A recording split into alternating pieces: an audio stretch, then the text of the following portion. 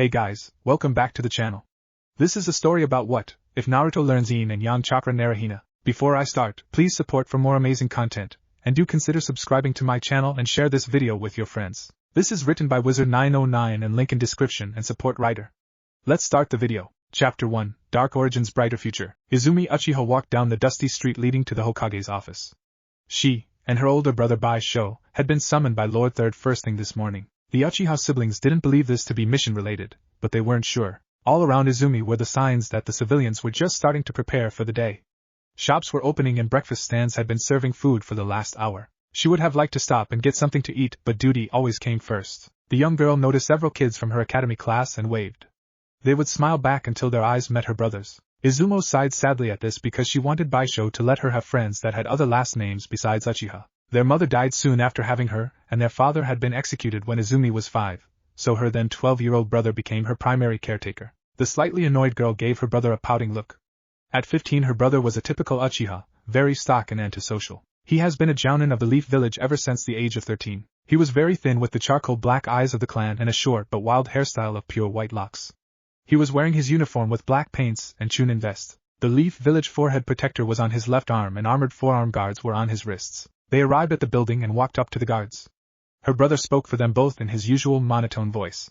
Uchiha Bishou and Uchiha Izumi here to see Lord Hokage. He is expecting us. The blonde-haired Hyuga on the right looked them both over before allowing the siblings to pass. Izumi smiled politely at him even though her brother gave no real acknowledgement. They made their way to the secretary's office where they noticed a small red-headed boy, with whisker marks on his cheek, sitting by her desk. The small boy was wearing a white shirt with a spiral on the front and black shorts. The 4-year-old was sitting quietly hunched over and was trying not to be noticed. Izumi felt bad for the little guy. He was Naruto Uzumaki, son of Kushina Uzumaki, and 4 years ago the 4th Hokage used him to stop the rampage of the nine-tailed fox, a giant fox that tried to destroy the village. Unfortunately, the Hokage couldn't kill it, so he sealed the monster into Naruto, dying in the process. Many people saw the boy as the demon despite the fact he had never committed one violent act during his entire life. As a result of the constant negative attitude towards him, Naruto had developed into an incredibly quiet and shy child. The secretary glanced up at both visitors. Lord Hokage explained to send you both in the moment you arrived. He has important matters to discuss. Bishou walked to the office door and knocked. He then opened the door after hearing enter and walked inside with Izumi following him. Hiruzen Sarutobi, the third fire shadow of Hidden Leaf, sat behind his desk deep in thought. He was about to do something that could very well blow up in his face. After a new technique was developed by the medical staff at the hospital, several orphan children had been tested by chakra to see if they had any family within the village. So far not many had been shown to have any close relatives, but Naruto had. How the old man wished he could restore that bastard Uchiha to life just so he could execute him again, just more slowly, for what he did to Kushina. The wise old man watched as the 2 young Uchiha he had been waiting for walked into his office. One, at least on paper, was a promising jounin and his sister was top kunoichi of her academy class. The main problem with the Uchiha was their loyalty, except for 2, was unquestioned at the moment. The attack of the Nine Tails 4 years ago had made many people who knew the full truth about the Uchiha's visual powers wonder if the clan had been behind it. The attack achieved the death of Minato Namikaze, the 4th Hokage, who the Uchiha hated because, they believed, he stole the Hokage set from Fugaku Uchiha, their current clan leader. The elders and Danzo were not convinced that Hiruzen was making the right choice, despite the benefits to Naruto. Danzo had even claimed this could very well be the third's greatest failure, but the old man was determined to see this through for Naruto's sake. Minato had loved Kushina with all his heart despite politics forcing him to take another as his wife, and had made Hiruzen swear to do all in his power to see the boy had a happy life.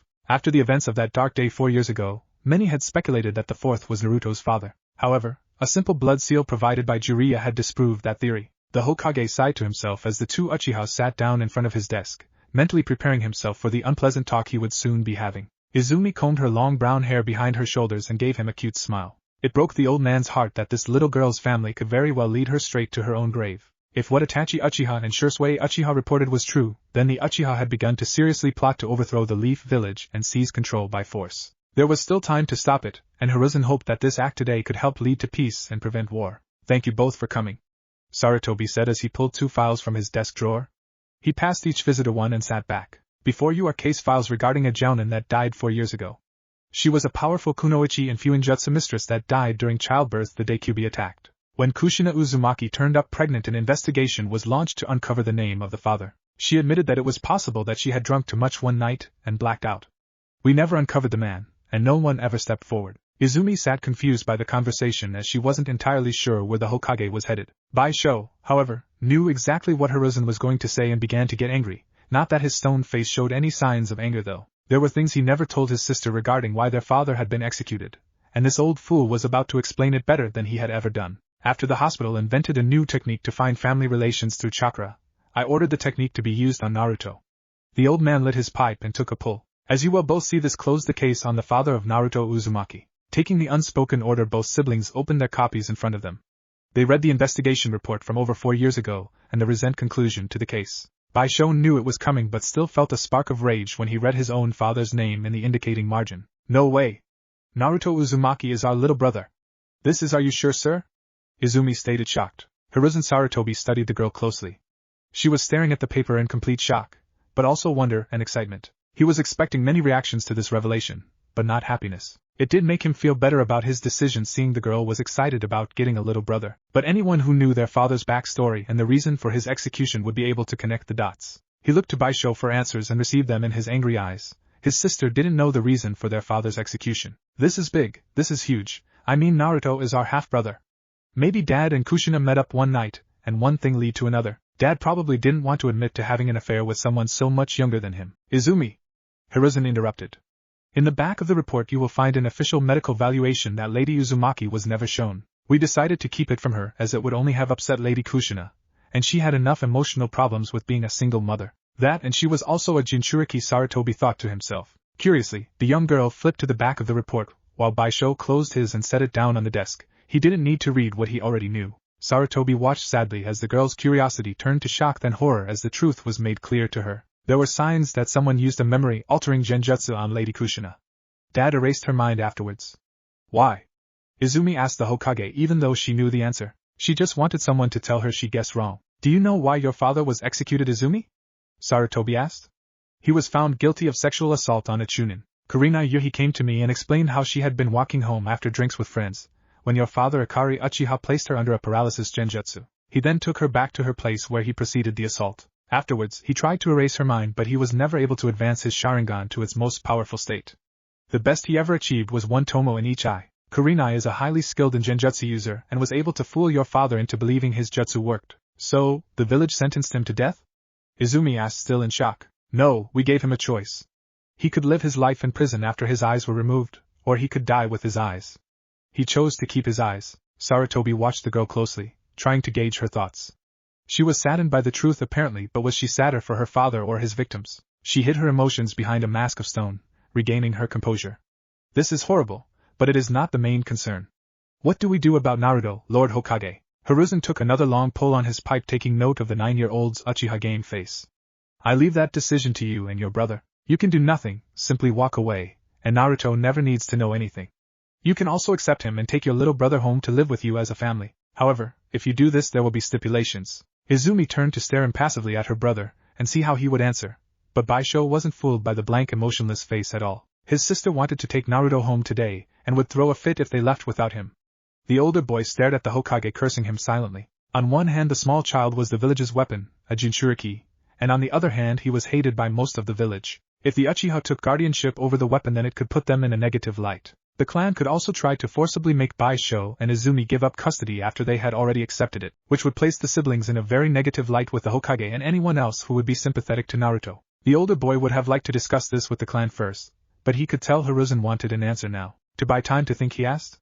What is the stipulation, sir? Naruto is heir to the Uzumaki clan and as such shall remain Uzumaki. The Uchiha cannot attempt to gain insight or ownership of Uzumaki-based techniques or abilities through Naruto. I will still act as Naruto's regent until he comes of age and will make decisions for the Uzumaki clan's best interest. Once again Bishou felt irritated. Control over the Uzumaki fortune would have done wonders for the Uchiha and helped them to accept custody of Naruto. Something the Hokage said was also mainly directed at him, as the old fool didn't know Izumi was aware of the 9 tails sealed within Naruto. With Hiruzen in control of all matters pertaining to Naruto's well-being, then the Uchiha clan couldn't train him to control the fox's chakra, not without the Hokage's permission. They couldn't even tell him about it. Realizing there was only one thing to do, especially with his sister sitting right next to him, which was probably why the Hokage invited her to attend in the first place, Bishou said. We will adopt Naruto, sir. For the first time since the meeting started, Hiruzen Sarutobi smiled. He reached into one of his desk drawers and pulled out 2 sheets of paper. One would give him control over the Uzumaki clan and the other would make Bishou Naruto's legal guardian. After the Jounin signed both sheets, the Hokage pressed a button on his desk and spoke to his secretary. Please send in Naruto. Izumi turned towards the door when she heard it open. Standing in the threshold was the little redhead she saw earlier, nervously tapping his fingers together. Since he wasn't quietly staring at the floor, Izumi could see his chocolate-colored eyes. The young girl wanted to hug him but knew he would probably be scared if she did. Naruto closed the door and made his way to the Hokage's desk, where he stood up to the side away from everyone. Bishou was also studying his little brother. He could tell by the color of his eyes he was definitely an Uzumaki. If an Uchiha had any other eye color besides black, then their chances of awakening the Sharingan were almost non-existent. As far as Bishou was concerned, Naruto would never be a ninja, not with his lack of spine or skill. The third Hokage looked at the small boy kindly. Naruto, I would like you to meet Bishou and Izumi Uchiha. You and they share the same father, Ikari Uchiha. They are your siblings and from today onward you shall live with them. Naruto just looked at the Hokage slack-jawed. The one thing he had always wanted was family, and now his surrogate grandfather just told him he had one. The Jinchuriki looked both siblings over, taking note of his sister's long brown hair and nice smile. He glanced at his brother, and saw a face of stone with judgmental eyes. The girl stood up and put her face directly in front of Naruto's, giving him a much bigger smile. Hi, the redhead gulped. Only Lord Hokage really ever talked to him. Most people either ignored his existence or treated him angrily. Hello? He managed to stutter out. Izumi felt sad by his shyness, so she gave him a hug. The little boy didn't know what to do, so he awkwardly hugged her back. When they broke apart, she sat back down and placed Naruto in her lap. Sarutobi watched the scene smiling. No matter what, this had been the right decision. Bishou said nothing, nor did he make any motion to hold his brother. If that is all, Lord Hokage, I will take my siblings and go. I need to inform the clan about this development, and I'm sure they're both hungry. Bishou said in his monotone manner. At Sarutobi's nod, all three siblings left, Naruto holding Izumi's hand and waving goodbye at his grandfather. The Hokage was reaching for his pipe when he heard from outside. Well, that was unexpected. Jiraiya, why are you skulking outside my window on a private conversation? Sarutobi asked, lighting up his pipe once again. He looked up to see the legendary Toad Sage step into the room. His old student was dressed in his standard garb, with his white hair was long, as always. He passed Sarutobi a little orange book as he picked up one of the case files that were left on the desk. The third quickly hid the book in a secret drawer, blushing slightly. I came to check on my goddaughter and to give you important information on Orochimaru, the sage said as he studied the old picture of Kushina. So it was that bastard Ikari that fathered Naruto. Do you think it wise giving the Uchiha control of the Nine Tails? The third let out a cloud of smoke, looking up at Jiraiya. I did not give the Uchiha control of Kyuubi. I gave Naruto to his only family. You have really lost it if you think the Uchiha won't use this opportunity to their advantage. If memory serves me right, Kaya Uchiha, Bishou and Izumi's mother, was an amateur Fuinjutsu user. They probably still have her scrolls. Sarutobi could only agree with Jiraiya, as the man made a good point. Though in honesty, Naruto getting his hands on a bunch of Fuinjutsu scrolls wasn't real a bad thing. Also, Naruto will have to go through the Clan Restoration Act, so having an Uchiha wife wouldn't really give the Uchiha any real control over future generations of Uzumaki. If they tried playing matchmaker, it would be wasted effort. Only time would truly tell if Sarutobi has made the right choice today. Outside on the street, Bishou was saying his goodbyes to his younger siblings. I need to go and inform the clan on what's happened. He then handed Izumi his wallet. Take Naruto and get something to eat, but try not to be too long. I'm going to request a larger apartment since there's 3 of us, and we may have to move today. Okay, big brother, we'll be home soon, Izumi said, smiling. She looked down at Naruto when Bishou used the Shun Shinjutsu to leave. She was greeted by the funny face Naruto was making at the sight of seeing the technique for the first time.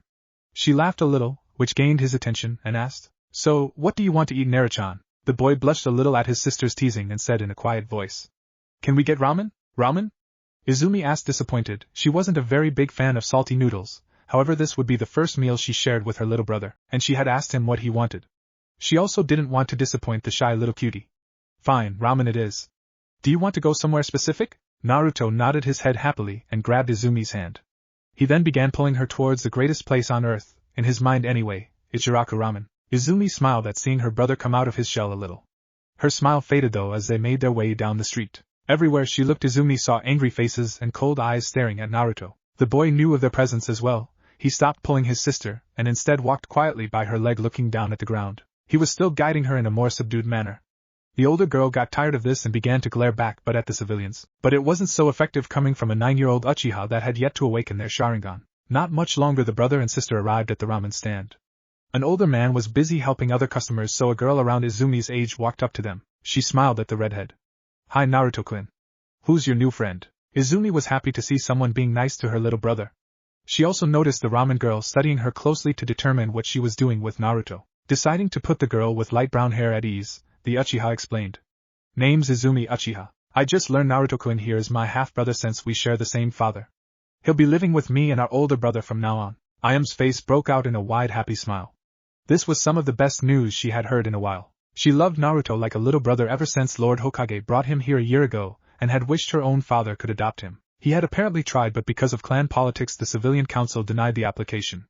Apparently, they couldn't turn down a blood connection. Tochi approached hearing Izumi's statement. Well, isn't that something? So, who's the lucky guy that caught Kushina's heart? Izumi cringed before saying.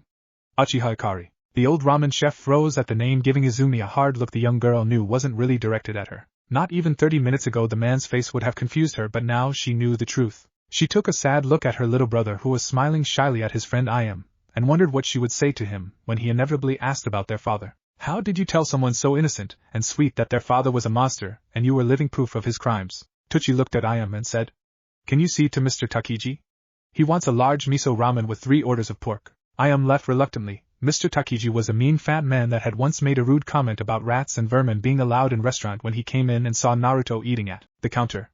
Luckily, Naruto didn't know the man was talking about him and ignored the comment. Tochi heard and told the man if he didn't like the way he ran his business then he could go somewhere else. The fat man sat down as he liked ramen as much as Naruto himself, and nothing more had been said. But Ayam still remembered that day and had not forgiven the bastard. She fixed his ramen with the older pork and noodles from the night before and added a large helping of spit when no one was looking. She walked up to fat civilian and said smiling. Here you go Mr. Takiji, enjoy. Meanwhile, Tochi had brought Izumi and Naruto a shrimp and miso ramen. He was distracting the little Uzumaki from inquiring about his father by telling him a funny story about a 9-year-old Kushina eating herself sick the first time she visited the stand. Apparently, she challenged one of the Akimichi clan to an eating contest. She managed to win, but when she jumped up to crow about her victory, she made herself sick and threw up. The Hokage made her spend the night at the hospital for observation, and to take some horrible-tasting medicine to fix her stomach. Naruto was smiling and laughing quietly while Izumi was silently thanking the older man for the distraction. Ayam returned when all the customers were taken care of to talk more with Izumi. Her father had approached her in the back and explained not to ask questions about Uchiha Ikari and that he would explain why later. After all, it was only a matter of time before the whole village found out. While Izumi was talking with Ayam, Naruto ordered a beef ramen and a pork ramen. When Izumi finished talking with Ayam, she turned to check on her little brother and froze. She had never seen a stack of bowls that high before. She had figured on this being a relatively inexpensive meal since ramen didn't cost much. She also didn't figure a small boy could eat that much, but Naruto had actually eaten more already than the 2 Akimichi students in her class, and he was reaching for the menu again. Bishou was going to kill her. Naruto, we need to get going soon. Big brother will want us home. Ha ha. Izumi said while scratching the back of her head and laughing nervously. Naruto looked at the menu disappointedly. He sighed sadly and reached for his wallet that the Hokage gave him. Izumi reached out and placed a hand on his shoulder, stopping him. What are you doing, Naruto? Bishou gave me money to buy breakfast so you don't need to pay. Oh, that's okay. I ate more than you, so I don't mind paying. Naruto explained quietly, blushing. Izumi could help but agree with him, glancing at the stack of bowls. It's fine, Naruto, you probably won't get the stipend from the village anymore since you're living with us now, so you should save your money. Naruto placed his wallet back in his pocket, and Izumi counted out the money from Bishou's. Ayam was giving her a real smile as she took the money from the Uchiha. Izumi was a little annoyed when she realized that this was probably a common occurrence, and the ramen girl had distracted her on purpose. She picked her brother up and gave him a fast sprint piggyback ride all the way home. She was glad to hear him give out a loud laugh finally. Meanwhile, Bishou was leaving an emergency meeting that had been held at Fugaku Uchiha's house. After explaining the circumstances behind Naruto's conception, the clan leader had immediately sent for every senior Uchiha clan member to explain the issue and discuss a possible course of action.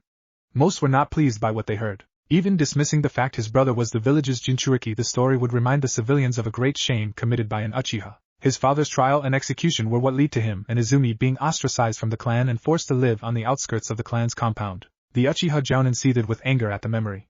He had known of his father's crimes before anyone. He knew how many young women and girls he had seduced through genjutsu because his father would get drunk and brag. Ikari Uchiha could never get his Sharingan to fully mature, but it was still a Sharingan and had power. The Hidden Leaf Village was one of the most powerful villages in the world solely because the Uchiha called it home, even though they weren't shown the proper respect by the village. If his father took liberties of the less worthy kunoichi who were too weak to defend themselves, and who should be grateful the Uchiha clan was here in the first place, then it was their fault for being weak.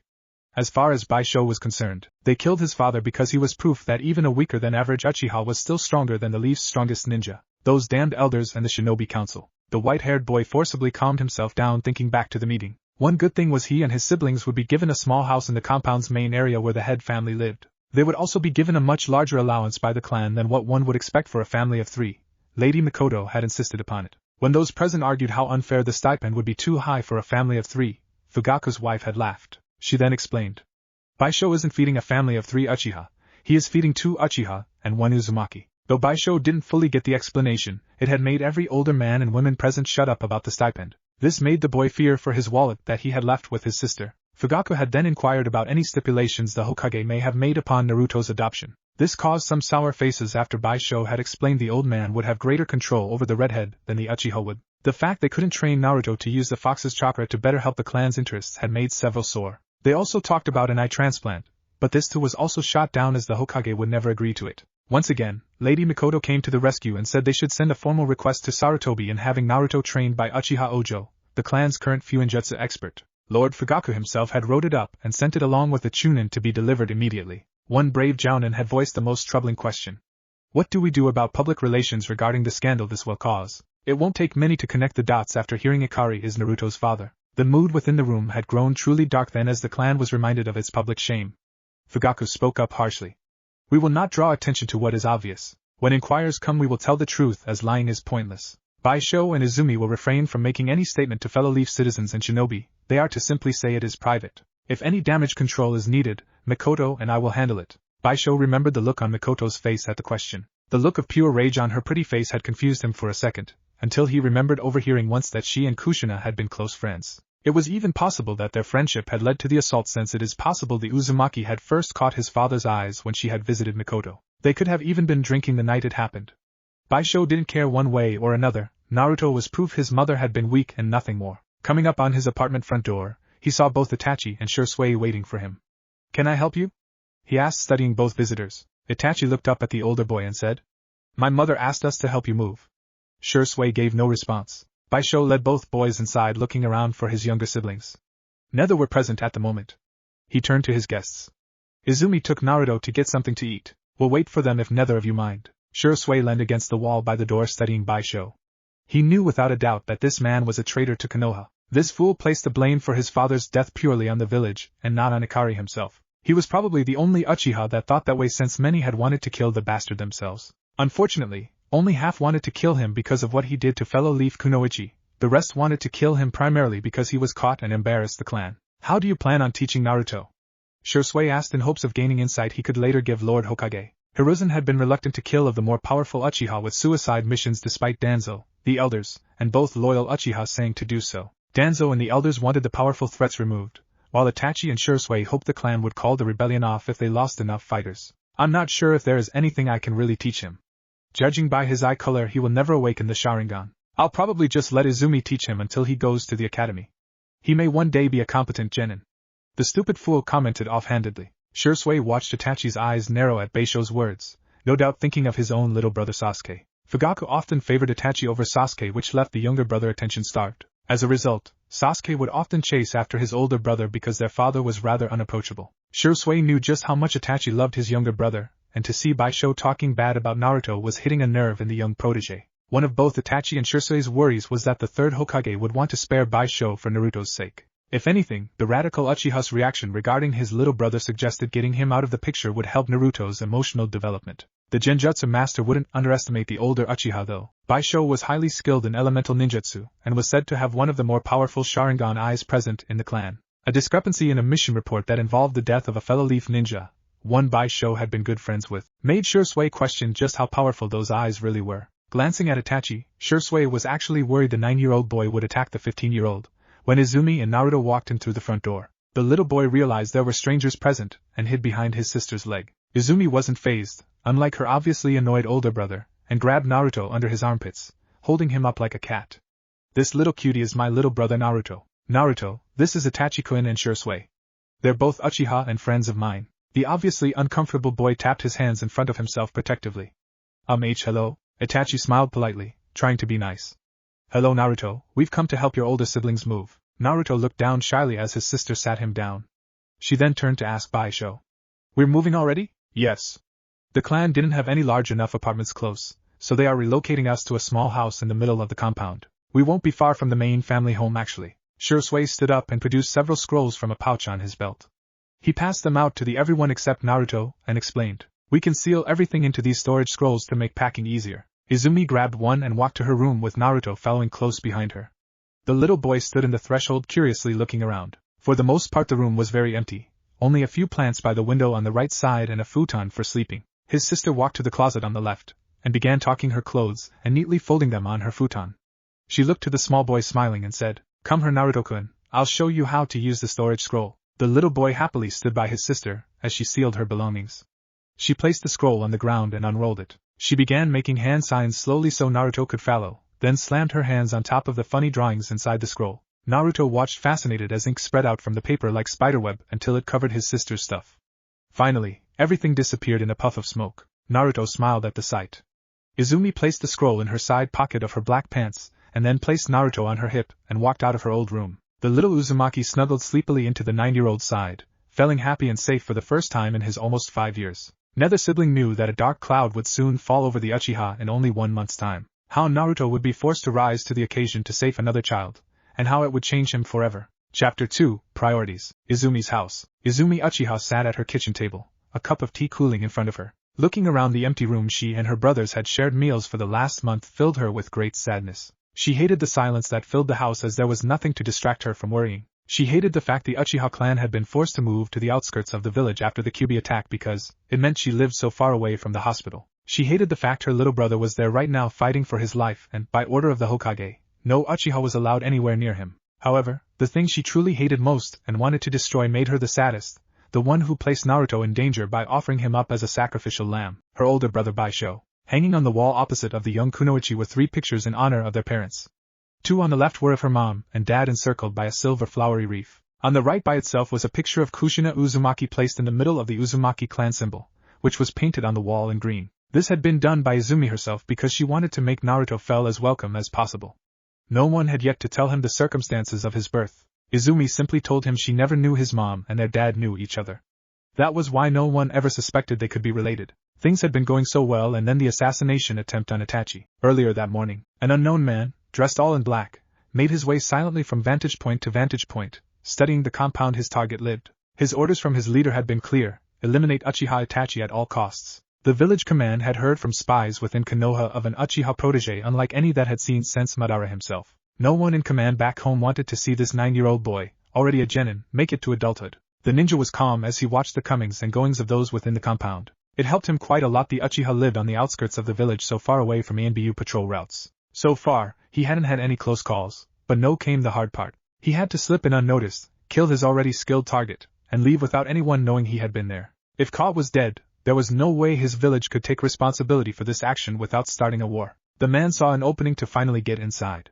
A civilian man wearing the Uchiha crest on his shirt came walking by under the tree he sat quietly in. The assassin dropped down as silent as wind and knocked the slightly overweight man out with a chop to the neck. He dragged him of the road and into the trees, where he began his special jutsu for infiltration. Using a basic genjutsu, in which the irony was not lost on him, he learned the man's name and a few other key facts. All anyone saw was Jin Uchiha walking home after a long day of work. The assassin had a basic grasp of where his target would be and how to kill him. The plan was simple, if cold and cowardly. He would use a poison that was spread untouched that attacked the heart.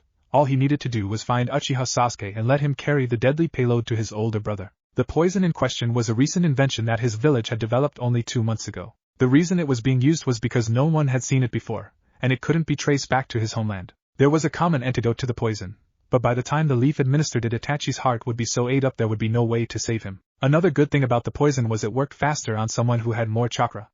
Itachi would die before anyone even knew Sasuke was sick. Walking down the main road, Jin Uchiha greeted everyone he met with a smile and wave. Passing a small flower shop, an old lady offered him a free rose for his lovely daughter, but he kindly refused and walked on looking for Fugaku's youngest son. It wasn't long before he spotted his target. He looked for the largest house on the street as that would be the home of Wicked Eye Fugaku. Walking around the home, as if heading down a side street, he saw a young boy with dark hair kicking and punching a training log. The little guy was giving it all he was worth, which was apparently a lot, and made the assassin think taking out the younger brother was just as important as killing the older brother. The assassin quickly hid in some shrubs to await his chance to infect Sasuke.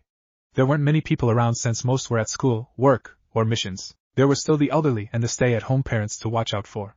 Sensing there was no one around, he made his move. Using a basic shunshin jutsu, the assassin moved to grab the back of the kid's neck. His hand grabbed the boy just as a much slender hand grabbed his wrist. Standing next to him was an extremely angry-looking mother, Mikoto Uchiha. My mother just visited me. She had something remarkably interesting to tell me about you, Jean. Apparently you were acting rather peculiar this morning as you returned from your night clerk shift at the Gold Bears Inn. When she offered you a rose for your lovely daughter, you failed to remind her proudly how you only have sons. Damn. Was the only thought to cross the assassin's mind as he broke the woman's hold on his wrist. He tried to horizontally kick Mikoto in the side of the head, but the Uchiha matriarch countered by grabbing the offered right leg and kicking out Jin's left knee. Shit, good thing this isn't my real body.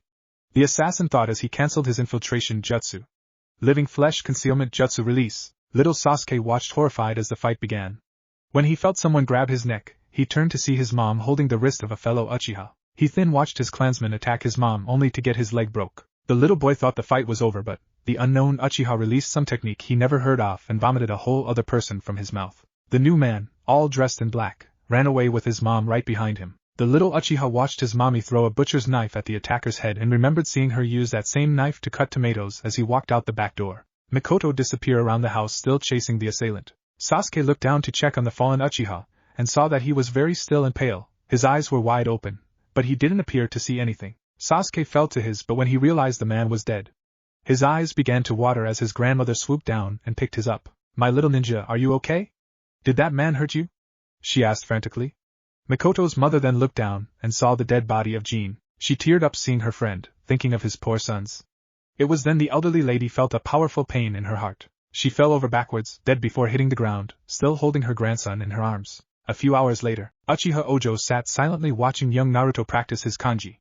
The objective was to write it as fast and correctly as possible while trying to not make mistakes. So far, his handwriting was above average for a boy of 4, but his speed was still quite slow. The old Uchiha didn't mind this as he was a rather patient man. At the age of 90, Ojo had no wife, children, or grandchildren to dote on. He had lost his wife 15 years ago to a heart attack. She had been a member of the Hyuga branch family. Their marriage had been approved by each clan's elders, on the stipulation that their kids would belong to the family their dojutsu belonged with. The stipulation was a moot point, though they tried no baby ever graced their home. As they both got older, they began to see the children of both clans as grandchildren and turned their affections towards them. There had been many sad-eyed Hyuga and Uchiha children at Kagame's funeral. After the Hokage approved of the Fuinjutsu training for Naruto, Fugaku and Bishou had approached Ojo personally. He was secretly delighted since Fuinjutsu was a dying art, and rarely found in clans anymore. Usually if a clan needed Fuinjutsu work done, they contracted out to businesses that specialized in the art. This however led to the creation of generic wards and barriers that could eventually be bypassed. It was decided Naruto would do light conditioning training in the morning with his sister before she headed off to the academy. Izumi would then drop Naruto off on her way to school, and the boy would do various chakra control exercises and Fuinjutsu practice during his time with Ojo. After the academy, Izumi would pick her brother up and take him home for further conditioning and taijutsu training. The old man had enjoyed the young boy's company over the last few weeks. He was very shy at first, but opened up some after he realized Ojo was a nice man. He was still afraid to ask questions when he didn't know something, probably afraid of getting yelled at, but he was getting better. The old Uchiha had shown him some basic seals and formulas. The elderly man even allowed the boy to run his chakra through a few of them, to get a good feel for their individual abilities. Naruto's chakra's strong response to the seals had been an exceptionally good sign, and the little redhead had gotten a kick out of watching the paint bomb seals exploding. Naruto was switching his scroll over to the other side to continue writing when an urgent knock was heard coming from the front door. The little redhead looked at his sensei to see his eyes glowing red with his fully powered Sharingan. Who is it? He called. Master Ojo, it's me Bishou. I have come for Naruto on an urgent matter, came the reply from the front door. Both teacher and student recognized the voice immediately. Ojo quickly answered the door. Even at his advanced age he got around well. Standing in front of the threshold was Naruto's older brother dressed in his jounin attire. He did not appear to be frantic, but his body language told Ojo he was very uneasy. What's happened? The Fuinjutsu user asked. There was an attempted assassination by an unknown ninja. From apparent evidence we believe the target was a member of the head family, though we aren't sure who. It is possible someone tried to kill Lord Fugaku, but Itachi is also a possibility. An emergency meeting has been called at Naka Shrine. You said you were here for Naruto, for what reason? Ojo asked suspiciously. He had an uneasy feeling. Bishou took a moment to answer which didn't go unnoticed by his elder. I am taking him to the hospital. Sasuke was used by the enemy in hopes of carrying a fatal poison to the rest of his family. I'm not sure of the specifics, But the Uchiha med ninja say Naruto's blood can cure the poison because of special properties. Special properties? Probably the 9 tails or the fact he is an Uzumaki. Ojo theorized before saying. Very well, I'll head for the shrine. Bishou picked Naruto up piggyback style and shined away. Ojo watched them leave, tracking the elder brother effortlessly with his Sharingan, having an uneasy feeling. He shook it off forcibly, thinking. He's Naruto's older brother, there's no way he would put him in deliberate danger. He would later come to regret letting Bishou take Naruto away. Uchiha Clan Hospital. Mikoto Uchiha sat by her youngest baby's bedside holding his hand. Every labored breath he took was like a kunai knife straight to the heart. Her own mother was gone, but she couldn't grieve as her son needed her strong. Standing at the foot of the bed was her husband, looking stern and strong, refusing to show emotion. Lord Fugaku. The Uchiha Kanda, the senior med ninja, politely inquired, holding the door open. Clearly, he wanted to talk in the hallway as not to disturb the grieving mother. Fugaku gave his wife an unreadable look before following the med ninja out. After the door closed, the Uchiha clan head demanded. What is it? Have you found a way to save my son? Kanda sighed before saying sadly. We neutralized the poison quickly, sir, but it managed to do a lot of damage before we could. From what we understand about the poison, it reacts faster to those with larger chakra reserves than others. The enemy probably expected Sasuke to infect several people before falling ill himself. What they didn't consider was the amount of chakra your youngest possesses, nor the Sharingan abilities that allowed Lady Mikoto see the poison after it reacted to contact with chakra inside Sasuke and her late mother. Fugaku stared at the closed door of his son's hospital room before looking back at the medic. If the poison is neutralized, then why can't you use medical ninjutsu to repair Sasuke's body? Almost all the damage to Sasuke was in the heart. The heart is heavily integrated into the chakra network. The process in which we would use our medical techniques require us to push a patient's chakra out of the area we are healing, and then use our chakra to rep the damage. That is why medical ninjutsu requires such precise chakra control. If you are not careful, then when you push out the patient's chakra it can cause more damage. No med ninja here on staff, nor in any medical facility in the Land of Fire, possesses the degree of chakra control to safely heal Sasuke's heart, because of the level of damage done. Maybe Lady Tsunade Senju could, but if any of us try, Sasuke will die almost immediately after our chakra enters his heart. After listening to the doctor's explanation, Fugaku cursed the fates. The one time I actually want a damn Senju around, and you can't find one. Then an idea occurred to the clan head. What about a heart transplant? The doctor had a hesitant look on his face. There are complications with that option, sir. We don't have a heart available that would match well with your son. There is also no way of knowing if any other facility around would have one either unless we inquired and explained why we needed one. Since we need one for Sasuke, we couldn't lie and say it was another Uchiha, because then whatever heart we were given wouldn't match. Fugaku was by no means a stupid man and could understand what the medic was saying. He didn't want to alert the village because of an available option that most wouldn't agree with. There's a heart available here that is still in use. It's a little more complicated than that, sir. The medic said nervously. How could it be more complicated? Fugaku asked. Looking up when he heard the front door to the building open, he saw Uzumaki Naruto and his older brother walk through the door. After seeing the young redhead, it finally dawned on Fugaku exactly what the real complication was. Are you insane? He quietly asked the doctor. We take Uzumaki-san's heart and swap it out with your son's. Sasuke will get a healthy heart, and Uzumaki-san's special chakra will repair the heart we give him, Kanda explained. What is the Jinchuriki's chances of surviving the operation? Fugaku asked, already knowing the answer. Low, sir, very small chance of survival. The Uchiha medic answered honestly. Fugaku stood in silence, contemplating the negative fallout this would cause with the village. They could always say the boy died as a result of a training accident if the worst happened. Looking at the door to his son's room, he made his choice. Get Uzumaki-san prepared for surgery. Do not tell my wife anything. Inform her we have a heart transplant for Sasuke, nothing more. Do you understand me? Kanda nodded and signaled a nurse to prepare Naruto.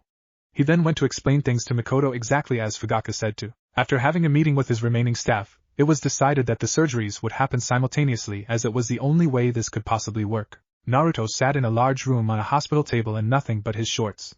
His older brother was leaning against the far wall with his eyes closed. A slightly plump nurse had shown them to the room and instructed both to wait for the doctor. Kanda walked in looking at a clipboard. He saw Bishou leaning on the wall. Is everything ready? The white-haired boy nodded his head. Yes, my little brother has volunteered to give blood for Sasuke. The medic looked between both brothers and realized Bishou hadn't told Naruto the truth. Realizing it was for the best, he decided to keep up the lie. Thank you, Naruto, for your help. I'm afraid it's a little more serious than a blood transfusion. Sasuke will require a bone marrow transfusion instead. Naruto was a little confused and asked meekly. What's BB bone marrow? The medic explained. It is the substance inside our bones that make blood. If we give some of yours to Sasuke, it will make him better. However, this is a painful procedure, so we're going to put you to sleep for it. Naruto looked to Bishou for guidance. His brother gave him a reassuring smile and said, "Don't worry, Naruto, I'll be here the whole time." Izumi knocked on the door of Ojo's house. She waited a few seconds but received no response, so she knocked again. After a moment she opened the door and walked in calling for Naruto. She found a note on a small table, just inside the door, addressed to her. Picking it up she read, "Izumi, there was an assassination attempt today and Sasuke Uchiha was injured. Both your brothers have gone to the Uchiha clan hospital as Naruto's blood could prove useful in saving Sasuke. I was called to an emergency meeting at Naka Shrine." After reading the quickly written note, Izumi tore off towards the Uchiha hospital. It made sense in a way to use Naruto's blood. His Jinchuriki healing abilities combined with his Uzumaki healing abilities could be passed, temporarily, by blood transfer, or so she heard. Still, Izumi had an uneasy feeling in her gut. Bursting into the Uchiha hospital, the first person she saw was her older brother. "How are Naruto and Sasuke? Did the blood transfusion help?" Bishou looked at his baby sister and said, "Naruto and Sasuke-sama are both in recovery. Sasuke is in room 1 and Naruto is in room 2. Without waiting for any further explanation, Izumi quickly made her way to room 2, wondering why Naruto needed a bed. Upon entering she saw her baby brother's chest raped in bandages. He looked extremely pale and weak. She was shocked to see Naruto in such a state. Turning to look at Bishou, who followed her in, Izumi asked, "What's going on?" "I was informed that this was a blood transfusion." Bishou's face was a mask of hard chiseled stone as he explained. "Sasuke-sama's heart was heavily damaged by an enemy poison.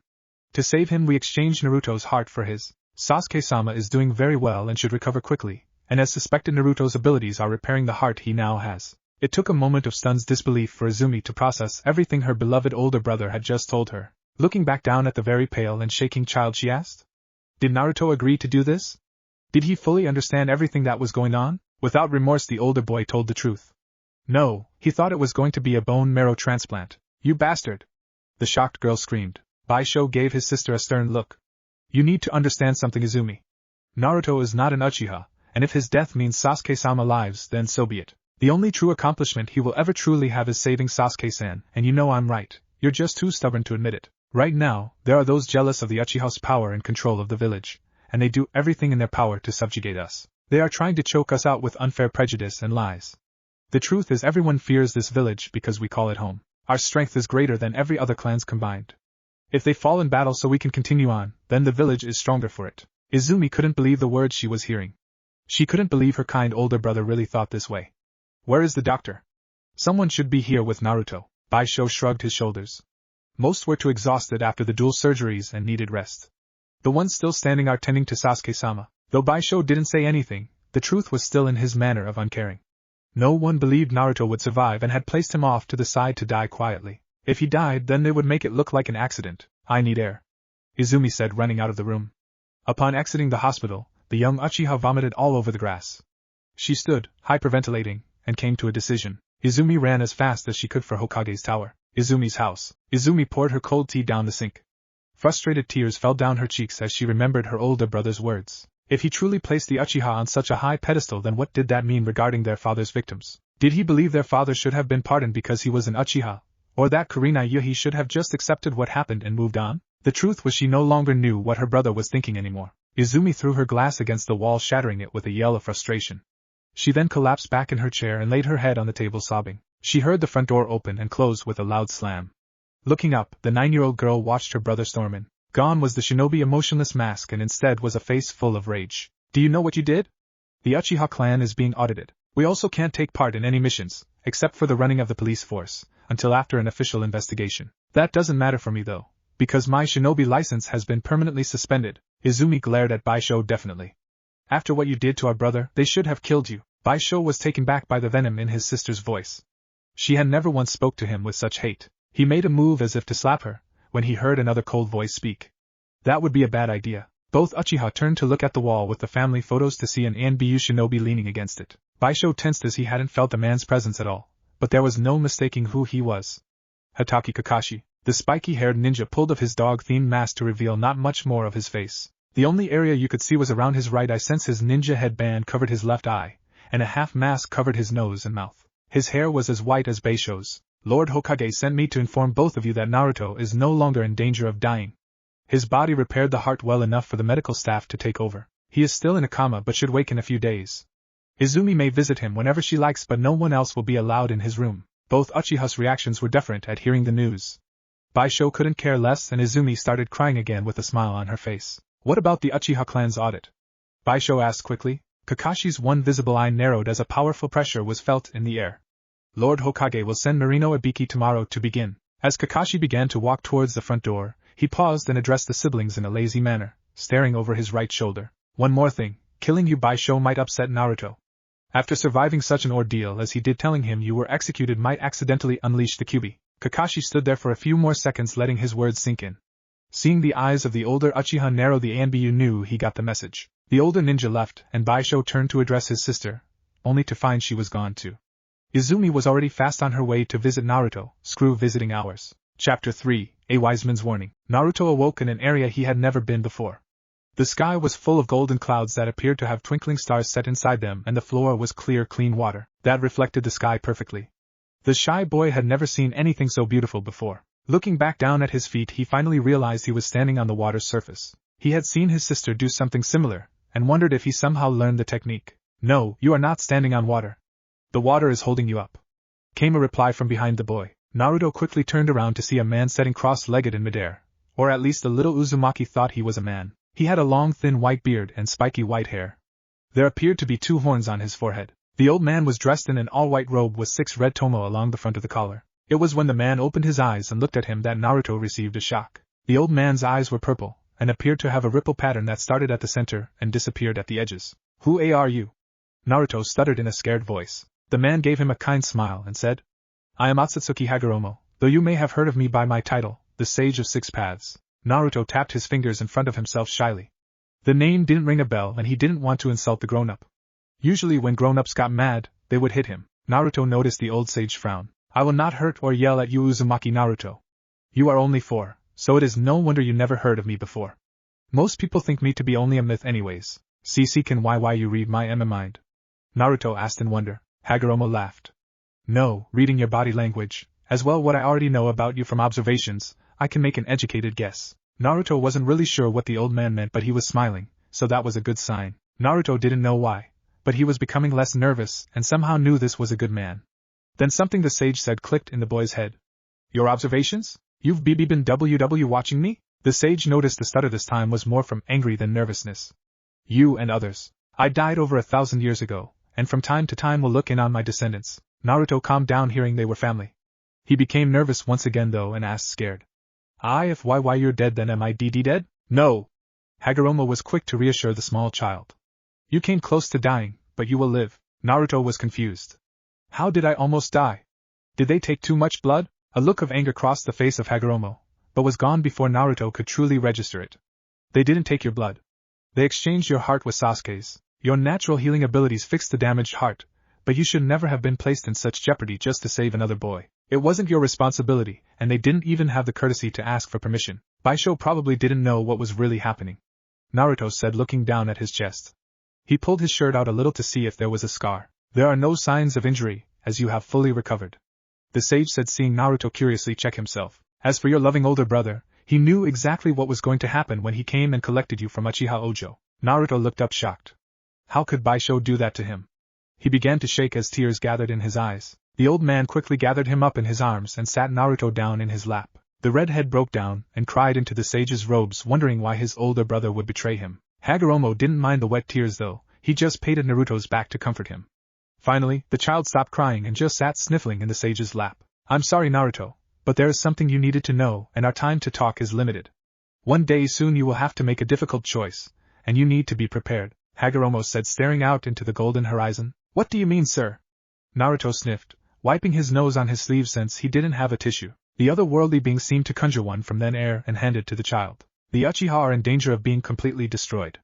They feel unfairly treated by the village, and they're not entirely wrong in some ways. These ill feelings are causing some to think of possible treason against Konoha. The Hokage is aware of their actions, and is trying to prevent fighting from breaking out, but there are those in power that have found ways to undermine Hiruzen Sarutobi's efforts.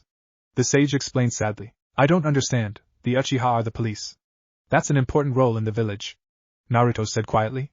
The Hokage himself explained that to him. Hagoromo took a deep breath and began. The problem goes back a ways, Naruto.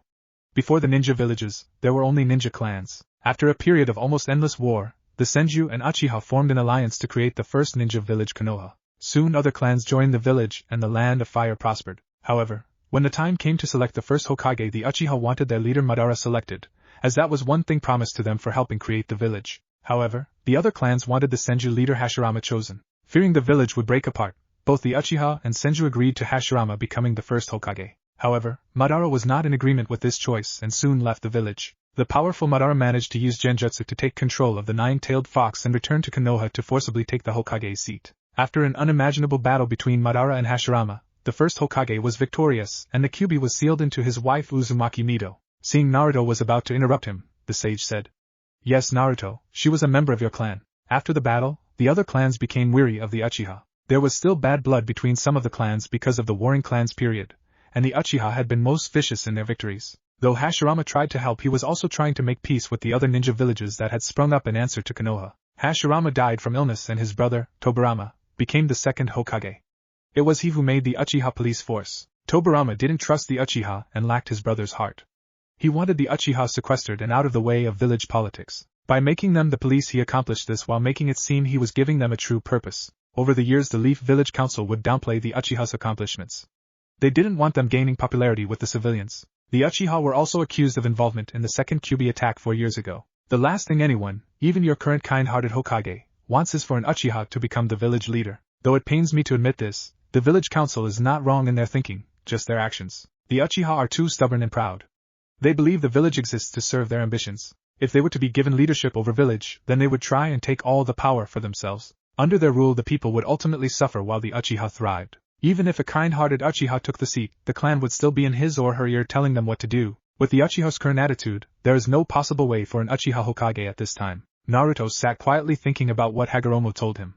He didn't fully understand everything, but he got the basics. The Uchiha wanted to take Old Man Hokage's place, and they were willing to hurt people to get it. What can I do to stop this? I don't want to see anyone get hurt. The sage smiled sadly down at his descendant. No matter how strong the words of the heart are, one must be willing to listen for them to have an effect. You, Naruto, have a powerful gift to reach the hearts of those around you and change them for the better. Unfortunately, there are those within the Uchiha clan that will never hear your words. If forced into a corner, the Hokage will choose the village over one clan. If that happens, it could mean the deaths of all Uchiha. Naruto's new heart stopped for a second. What the old man was really telling him was his siblings were in danger of being executed by the Hokage himself. I'll go back, and make those who will listen understand that treason is bad. The sage just smiled down sadly at the little boy. What will you do about the ones that won't listen? What will you do when they talk to the ones that will listen, and change their minds back to treason? What do you do then, Naruto? Naruto's eyes began to tear up again as he thought about how hopeless it seemed. I just found my brother and sister, the Hokage wouldn't take them away. Would he? It wasn't fair. Anyone who knew Izumi knows she would never betray the village, and Bishou he would never do anything to jeopardize Izumi. Would he? How can I save them? Naruto sniffled. I'm only me. I'm not talented or strong like my brother and sister. Sniff. Hagoromo laughed lightly at the little boy's question and hugged him tightly. You are far stronger than you think, Naruto. I had 2 sons in my life, and because of events that took place that I won't get into right now, they both chose to reincarnate down their respective bloodlines after dying. Indra was my oldest and Ashura was my youngest.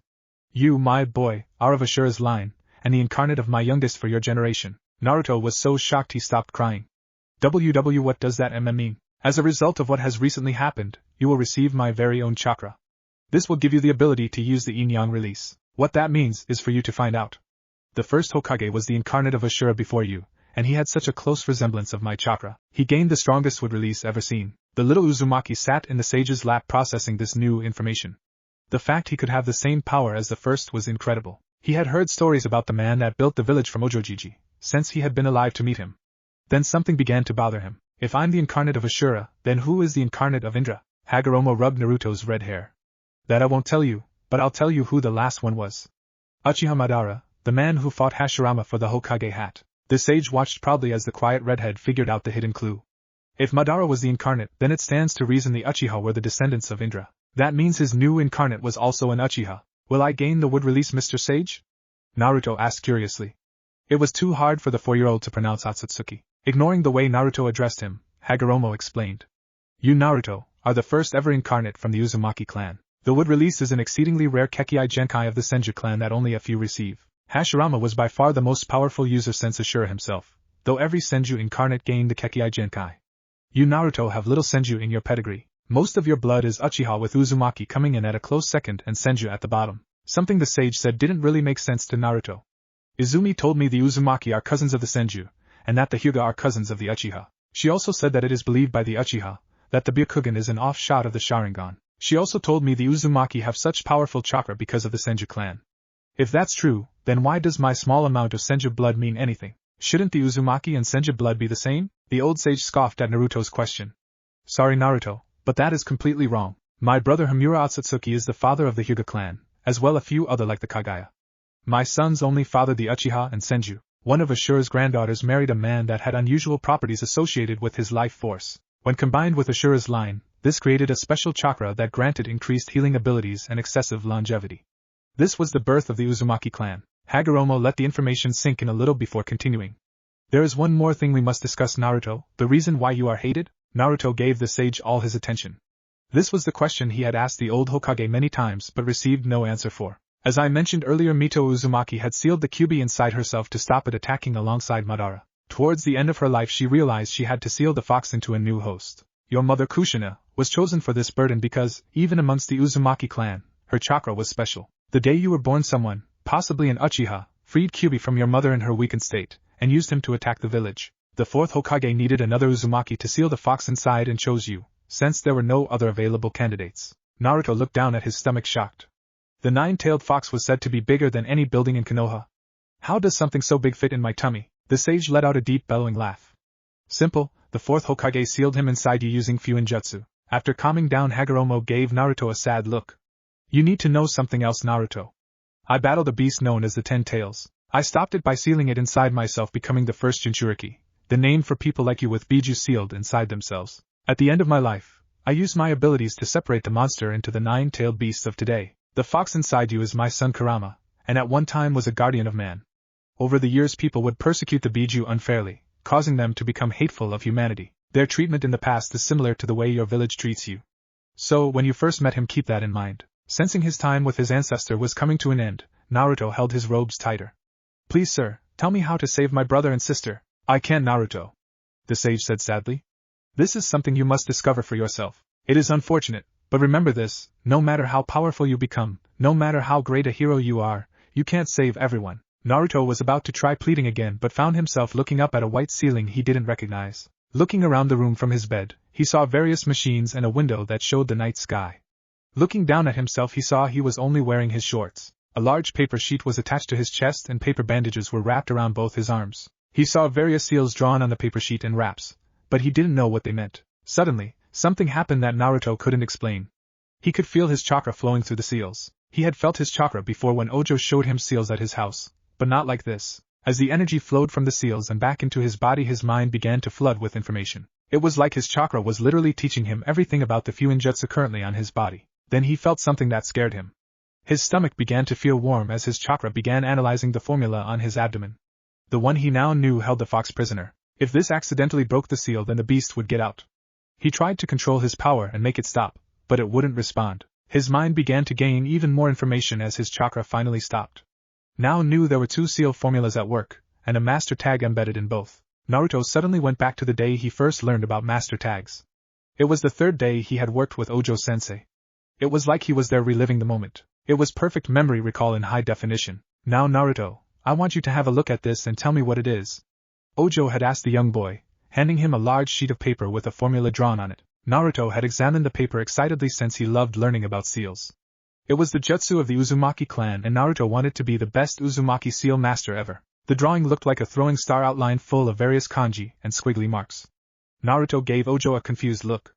It looks like a SH shuriken. Ojo rubbed Naruto's head affectionately and explained. That is the formula that represents my chakra. It is called a master tag, and it is needed to use some of the most powerful Fuinjutsu techniques known throughout the world. Learn this, and the only thing that will limit your Fuinjutsu will be lack of knowledge and imagination. Increase your knowledge and better your mind and imagination, then there is theoretically nothing you can't do. The old Uchiha then reached into the pocket of his robes and pulled out a triple-bladed kunai. He handed it handle first to Naruto and said, What you hold there is one of the kunai that the fourth Hokage used to end the third great ninja war. His teleportation jutsu, the Flying Thunder God, requires a master's tag to connect with the user and allow instantaneous travel. Naruto studied the kanji on the handle intently. He looked up excitedly at his sensei and asked, CC, can you use FFF? No Naruto, I can't. Ojo interrupted the boy. Naruto gave the old man a disappointed look. The technique requires more knowledge than I possess to perform. I only know the basics of it. I'm just using it as an example. Unfortunately, you are years away from possible discovering your master tag, as each one is different from each individual to the next. Naruto snapped back to the present with his mind buzzing. All the information he had gathered today, combined with whatever his chakra was doing, had revealed to him his master tag. He also knew the fourth master tag was a 5-point shuriken, as that was in both of the 2 formulas on his abdomen. He was in such an excited state of mind about knowing how to perform the Flying Thunder God Jutsu, he never felt his chakra once again mold with the prison on his stomach, changing it for the better. It was as Naruto examined the formulas for the fourth legendary jutsu in his head, he realized that it would be impossible for him to use. He wanted to cry out in frustration at the revelation. No matter how hard he tried, his chakra could never be controlled enough for the pinpoint precision required to teleport with the jutsu. Even with this new power of living chakra he seemed to have gained, he just knew Flying Thunder God was out of his reach. He couldn't really explain how he knew this, it was just some kind of instinct, a knowing. This power, knowing, seemed to guide him to another thought. Could I use the information I now have on space/time techniques to make my own? Maybe one that requires more power to use so chakra control isn't an issue so much. This thought kept Naruto awake the rest of the night. He was still staring at the ceiling as the sun began to shine through his room's window. Chapter 4, Jiraiya's Discovery. Naruto sat bored in his hospital room 4 days later after waking up. According to his sister, he had been asleep for 3 days. Ever since he had woken up, all the Uzumaki wanted to do was go home and practice Fuinjutsu. The Hokage, however, wanted him to stay in the hospital until an expert could examine him. The small child had already finished his breakfast of bacon and toast, and now sat arms crossed and pouting with nothing to entertain himself with. Luckily, he knew the expert would be arriving today. At least they had removed the bandages and given him a shirt. A knock came from his door as Izumi walked in carrying several takeout containers full of Ichiraku ramen. Naruto was happy to see his sister, and was even happier to see the ramen. Not that he loved ramen more than Izumi, but he was hungry. Naruto was a little disappointed though when she closed the door behind herself, meaning she was once again alone. According to the brown-haired Uchiha, Bishou had retired from active shinobi duty and had taken up a position in the Uchiha police force. Apparently, their older brother wanted to be home more with the two of them. He was too busy right now to come and see the little Uzumaki, since he was still getting familiar with the ins and outs of police work. Naruto had also asked about Ojo-sensei, but Izumi just said he was too old to make the trip. Naruto wasn't sure how he should act towards his big brother. No one knew the redhead was aware of the fact his and Sasuke's hearts had been swapped. The story they gave him was he had reacted wrong to the anesthesia. The young Jinchuriki had tried to reason with himself, figuring his big brother knew he wouldn't really be in any danger, but even Naruto wasn't that gullible. The fact was Bishou had valued another Uchiha's life over his own little brother's, and it made Naruto angry. He would really like to see his sensei though. Izumi noticed Naruto looking at the door but said nothing about it. The truth was no other Uchiha besides her was allowed anywhere near Naruto. The Hokage had given ANBU standing orders to execute Bishou on sight if he left the Uchiha compound, since they placed him under house arrest. What Izumi told Naruto about their older brother joining the police was true though. Despite the Hokage revoking Bishou's shinobi license, the Uchiha police force was considered a civilian institution, so it could hire civilians as police officers. Since civilians weren't shinobi, they couldn't advance up the ranks though. It was a political ruling that gave the Hokage some control over the Uchiha police force without taking full control away from the clan. Just another example of the biased treatment of the Shinobi Council. Izumi had been accosted by an old man on the second day of Naruto's hospital stay, right after leaving the building. The man used a cane, held in his left hand while his right arm was stuck in a sling, and the right side of his face and top of his head were covered in bandages. Despite looking to be as old as Lord Third, the man's hair was a dark gray instead of white. Izumi had become instantly on guard as she knew the man to be Shimura Danzo, the head of Root, an elite unit of shinobi like ANBU that weren't directly controlled by the Hokage. Danzo would have no issue murdering an innocent person if it meant his vision of the Leaf Village was secure. He was not a man to cross. Uchiha Izumi, perhaps one of the most worrisome issues we have regarding our Jinchuriki. Danzo had begun, talking in a casual voice that still held a cold threat somehow. Izumi remembered thinking to herself that the voice itself must have taken considerably practice. "Can I help you, Lord Danzo?" the Uchiha said kindly, placing a fake disarming smile on her face. Danzo's hand tightened around his cane briefly, before asking, "I'm curious, girl, if you can answer a question for me. What is most important to you, your little brother, your family, or your village?" Izumi kept smiling even as her blood ran cold. She decided to give an honest answer and let the old warmonger draw his own conclusions. "I believe protecting Naruto-kun protects the village. Therefore he will always be my top priority for as long as he needs me to protect him, since that keeps the village safe." Izumi had walked off quickly after speaking, as to not give Danzo a chance to talk again. She didn't show it, but Izumi had been terrified the entire walk back to the Uchiha compound, and only truly relaxed the moment she crossed the gate. The young academy student had gone to bed early that night, wondering if Bishou wasn't the only one being kept alive for Naruto's sake. The sweet girl placed the takeout on the end table in Naruto's hospital room, then leaned over and kissed the top of his head. The little boy blushed as red as his Uzumaki hair, since he still wasn't used to such affection. Izumi then placed his food tray table in front of him with the ramen on top. She handed him the chopsticks and sat down while her little brother ate. As Naruto polished off his 10th bowl, there came another knock on the door. The Hokage entered, followed by a big man that Naruto didn't recognize. The new guy had long white hair tied back with bangs covering the side of his face. A headband with the kanji for oil covered his forehead, and his outfit was mostly a light gray. He wore red Geto sandals, a red coat, and forearm guards. Izumi sprung to her feet quickly and bowed nervously. Lord Hokage, Master Jiraiya, it's an honor, sir. What brings you to see my brother today? Jiraiya gave his award-winning smile. You must be the lovely Izumi, Naruto's big sister that the Hokage mentioned. Sarutobi wants me to examine our little patient to ensure everything is going okay with his chakra. Izumi gave the Sannin a questioning look before it dawned on her what he was really going to look at. If it was really a medical issue, then Lady Tsunade would have been called in. This was to do with the Kyuubi's prison, but they didn't want Naruto to know. Good morning, Naruto, the Hokage said.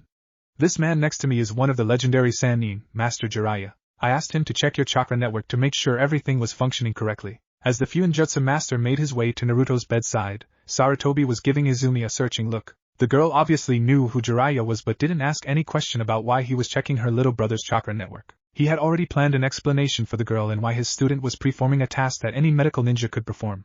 But apparently it wasn't needed. The only plausible explanation for why though troubled him because it meant someone already told her about Kyuubi. Someone had violated his law and spoke of Naruto's Jinchuriki status to someone that didn't know. Jiraiya stood up and gave his sensei a troubled look. Hiruzen, can I speak to you in the hallway? Hiruzen nodded and said. Izumi, please join us. Uncertain, the young girl stepped out into the hallway.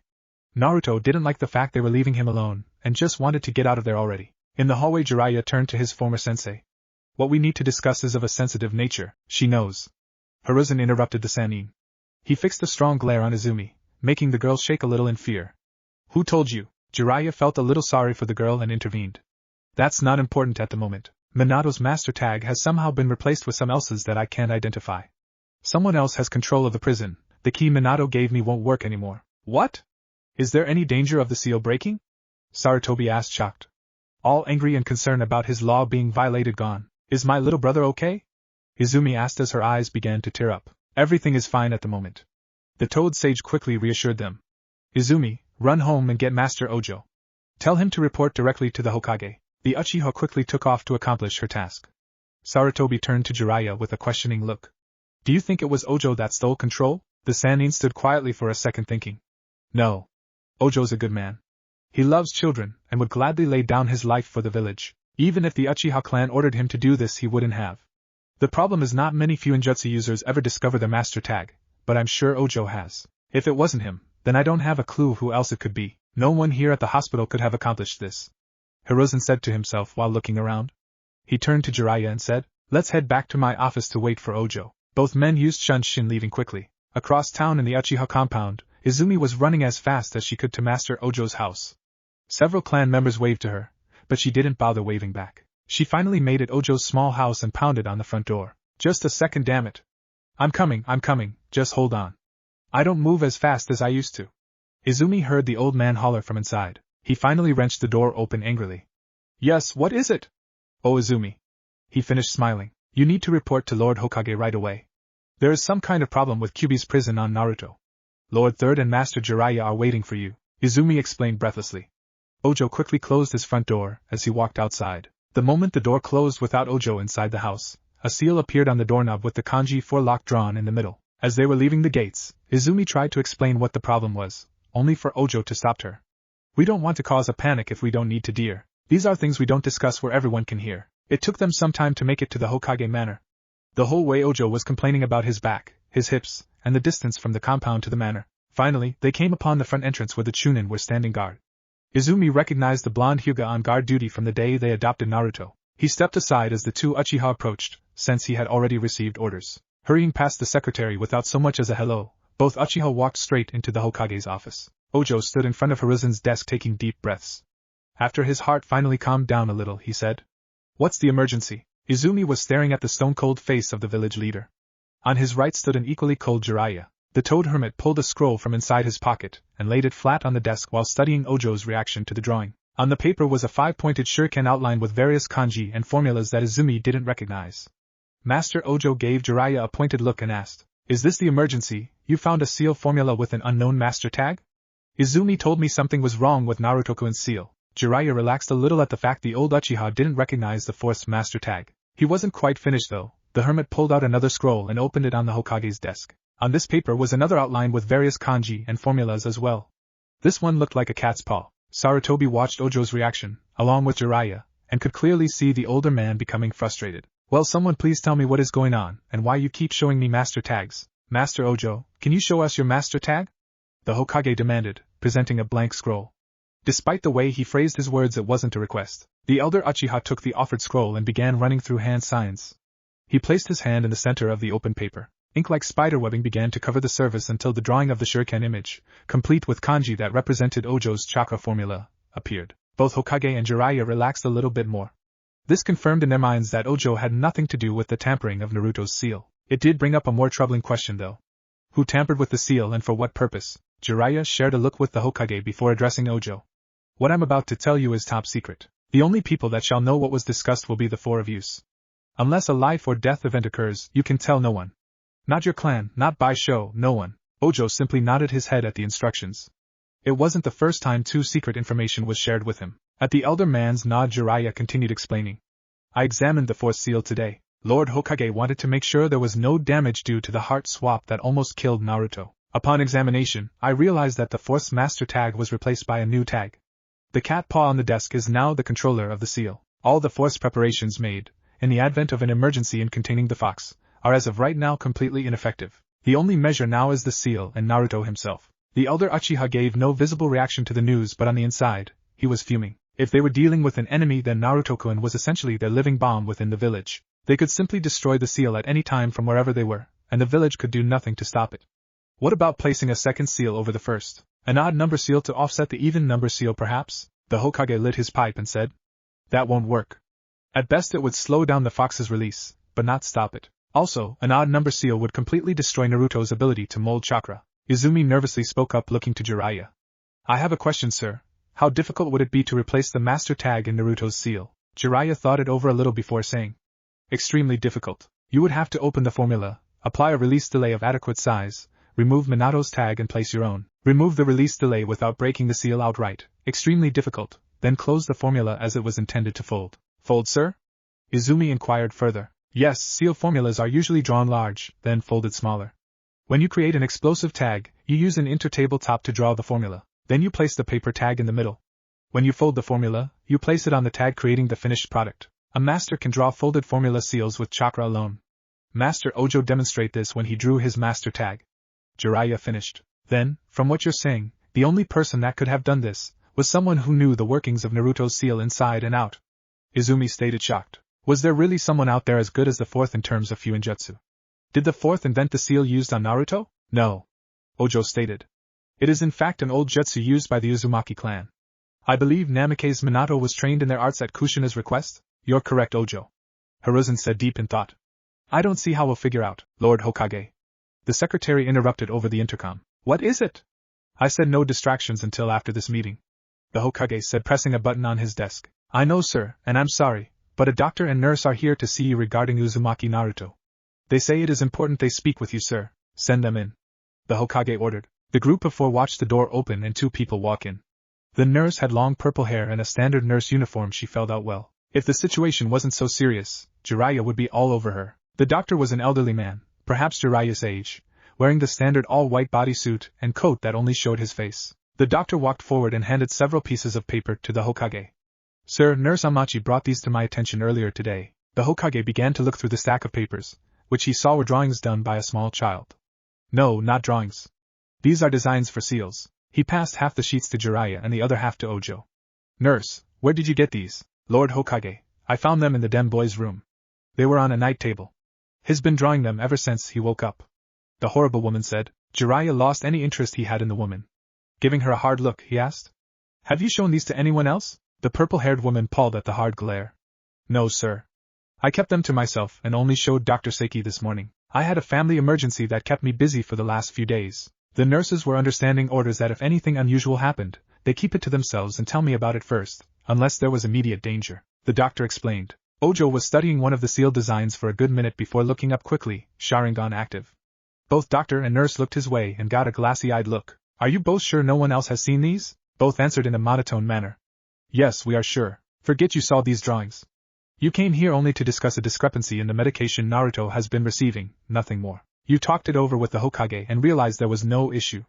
Leave. At the old Uchiha's words, both nurse and doctor left without another word. The Hokage gave Ojo a hard look before saying, You better have a good reason for placing 2 Konoha civilians under a genjutsu. Ojo stumbled to a chair to sit down. Izumi hurried to help him, but the proud old man waved her off. I'm sorry for reacting so hastily, Lord Hokage, but I felt it was necessary under the circumstances. Ojo then passed the sheet of paper he had been studying to Hiruzen. I have no idea what Naruto-kun is trying to accomplish with this formula, but I do recognize one aspect of it. Jiraiya moved to look over the kanji and formulas. He was completely shocked to see a crude design for a space/time jutsu. He recognized some of the force work in the design. It was the perfect master tag in the middle of the paper that truly shocked him. Holy shit, that's Naruto's master tag. The Hokage didn't even bother reprimanding the Sannin for swearing in front of a child. He completely agreed with Jiraiya. Drawn on the paper, with perfect clarity, was the master tag they had discovered in the fourth seal. Uzumaki Naruto had taken control of Kyuubi's prison door. Izumi moved to look over the Hokage's shoulder as well and saw what had startled the grown-ups. What does it mean? Ojo gave a single hard laugh. It means the Jinchuriki has absolutely control of the door that holds Kyuubi. If Naruto chose, he could open that door as much as he wanted and call forth the fox's power at will. The problem would be if he can control that power without losing himself to it. Izumi gulped, thinking back to the night Kyuubi attacked the village. How could any person control that much power? Chapter 5, Making Friends. Naruto stood in his hospital room staring down at his new clothes. Izumi had returned with a bag from a local store, smiling happily. His sister explained he was all healed, and that she bought him a new outfit to celebrate his release. The redhead was wearing black shinobi-style sandals with ankle-white wraps, black pants that went just past his knees, a sleeveless dark brown shirt, and dark brown wrist wraps. He looked at his sister's outfit and noticed that aside from her purple shirt, which also had a V-cut in the middle of the front and back that reached her knees, their outfits were practically the same. Izumi had dressed him up to be a clone of her, and Naruto was too nice to tell his smiling sister he didn't like it. The giddy girl glomp hugged the little redhead and squealed. Oh Naruto-kun, you're so cute! Naruto was blushing bright red as his big sister finally set him back down. She grabbed his hand and said, Come on. We'll go get lunch and then head to the park. As Izumi led Naruto to the reception desk to check out, she thought back on the conversation she just had with the Hokage, Jiraiya, and Ojo. After Ojo had explained the dangers of her little brother being in control of the cage door, Izumi had asked Jiraiya if he could change the master tag to his. The old hermit had laughed at her question. When he saw Izumi begin to lose her temper, he asked, You don't use your head very often, do you, girl? Think for a second, Izumi. Ojo exclaimed. Naruto has been studying Fuinjutsu for 1 month. Do you really think, in that small amount of time, he figured out his master tag, discovered his status as a Jinchuriki, figured out the fourth Hokage sealing technique, and how to safely remove one tag to place another without freeing the demon inside himself? There is more going on here than what we are seeing. Hiruzen spoke next. Some ability your brother possesses, allowed this to happen. If Jiraiya were to place his tag inside the seal, then this unknown ability could just change the tag back to Naruto.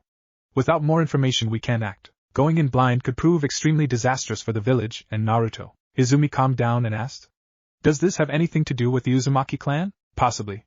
Jiraiya stated uncertain. I remember Tsunade telling me once about a chakra ability some Uzumaki possessed they called insight. This ability could instinctively guide an Uzumaki in learning Fuinjutsu and chakra control techniques. Even so, it still required years of trial and error for even an Uzumaki gifted with insight to become a Fuinjutsu master. It wasn't anything for them to improve on clan techniques, as long as they had the knowledge of what was going on in said technique. If Naruto possesses insight, then it still wouldn't explain the unnatural way he gained knowledge of Fuinjutsu. There is no way he could have learned enough in a month to create a simple sealing tag, much less change out a master tag. It may even be possible Naruto is still unaware of his Jinchuriki status, and what has happened. However, I don't think we should just ask him either, since doing so would reveal our concerns. If he truly doesn't know, then we shouldn't tell him just yet. Ojo straightened up in his chair a little. If Naruto is in control of the door, then we could still suppress the fox with Genjutsu. Control Naruto when he begins pulling out too much of the fox's chakra and make him slam the cage shut. Are there any Uchiha strong enough to control the Kyuubi? The third Hokage asked sharply. Ojo quickly noticed the intense look on Hiruzen's face. No, Lord Hokage, but that is irrelevant. We only need to control Naruto, and make him stop pulling chakra from the seal. We can have an Uchiha with the knowledge and strength to control Naruto's mind around at all times. I will be assigning Kakashi Hatake to look after Naruto when he can. When he is too busy, then the responsibility will fall to Kurenai Yuhi, Sarutobi stated with absolute authority. The message had been clear. Lord Hokage only wanted shinobi he trusted to oversee Naruto's protection, and he didn't trust the Uchiha. The meeting had broken up after that, and Izumi had gone to the store to purchase Naruto's new outfit. After checking out of the hospital, the two siblings walked down the street headed to lunch. Naruto held tight to Izumi's hand as, once again, he was met with hard glares from the villagers. The little boy wasn't paying attention to where they were going until his sister stopped in front of a restaurant he had never been to before. Looking up, he read a sign that said, "Yummy Yummy Sushi." "Izumi, can WWE go get ramen again?" Naruto asked desperately. He had tried other restaurants before, but they would always refuse to serve him. Sometimes they would even physically throw him out the door. Noticing Naruto stutter, something he rarely did when it was just the two of them, Izumi looked down into her brother's nervous face. "You have to eat other things besides ramen, Naruto. If you don't get better nutrition, you'll never grow to your full height. Then again, if you want to stay little Naruto-chan your whole life, go ahead." Naruto pouted at his sister calling him Chan. He knew he was smaller than other boys his age, but the Hokage assured him he would have a growth spurt eventually. Izumi hugged him again because of the cute pout, and dragged him inside. Izumi's happy mode didn't last long as they approached the hostess. The 30-something woman looked at both children and rudely said in a snobbish voice, "Sorry, but we are packed full at the moment.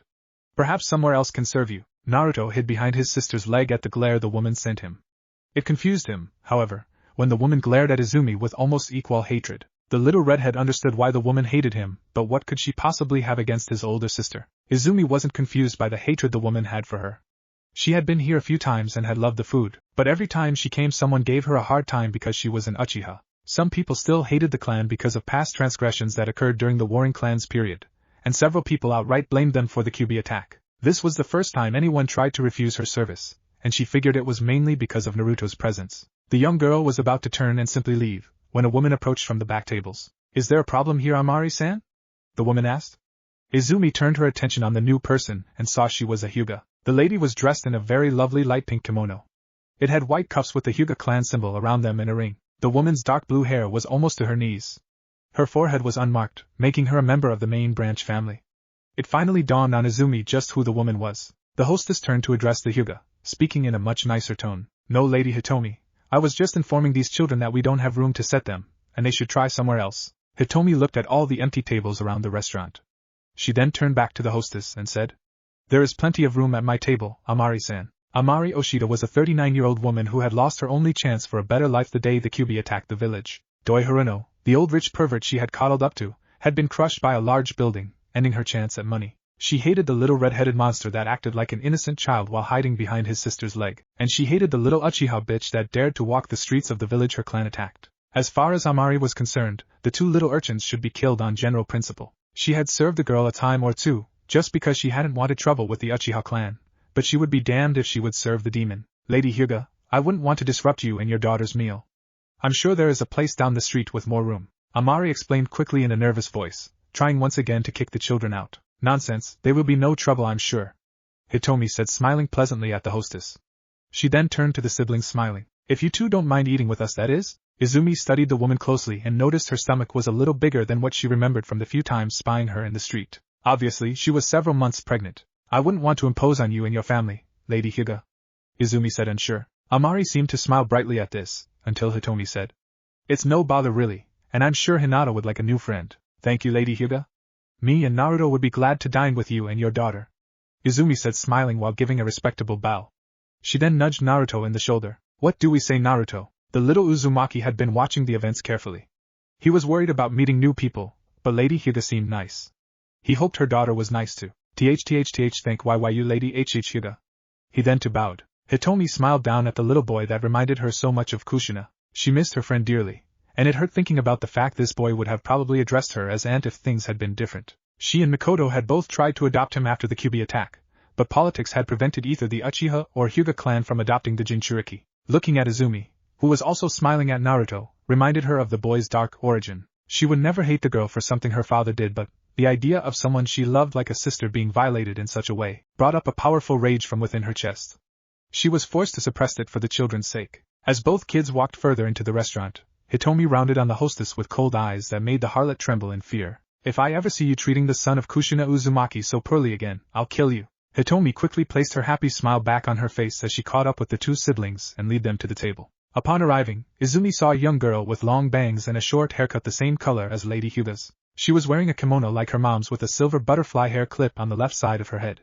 She looked nervously around herself, until she noticed her mom returning. Another Hyuga sat stocky at the table glaring at anyone who approached. He was wearing standard shinobi gear and had his headband tied around his forehead, signaling that he was of the side branch family. His short gray hair was slicked back, and he appeared to be a year or two older than Hitomi. Any trouble, Ige-kun?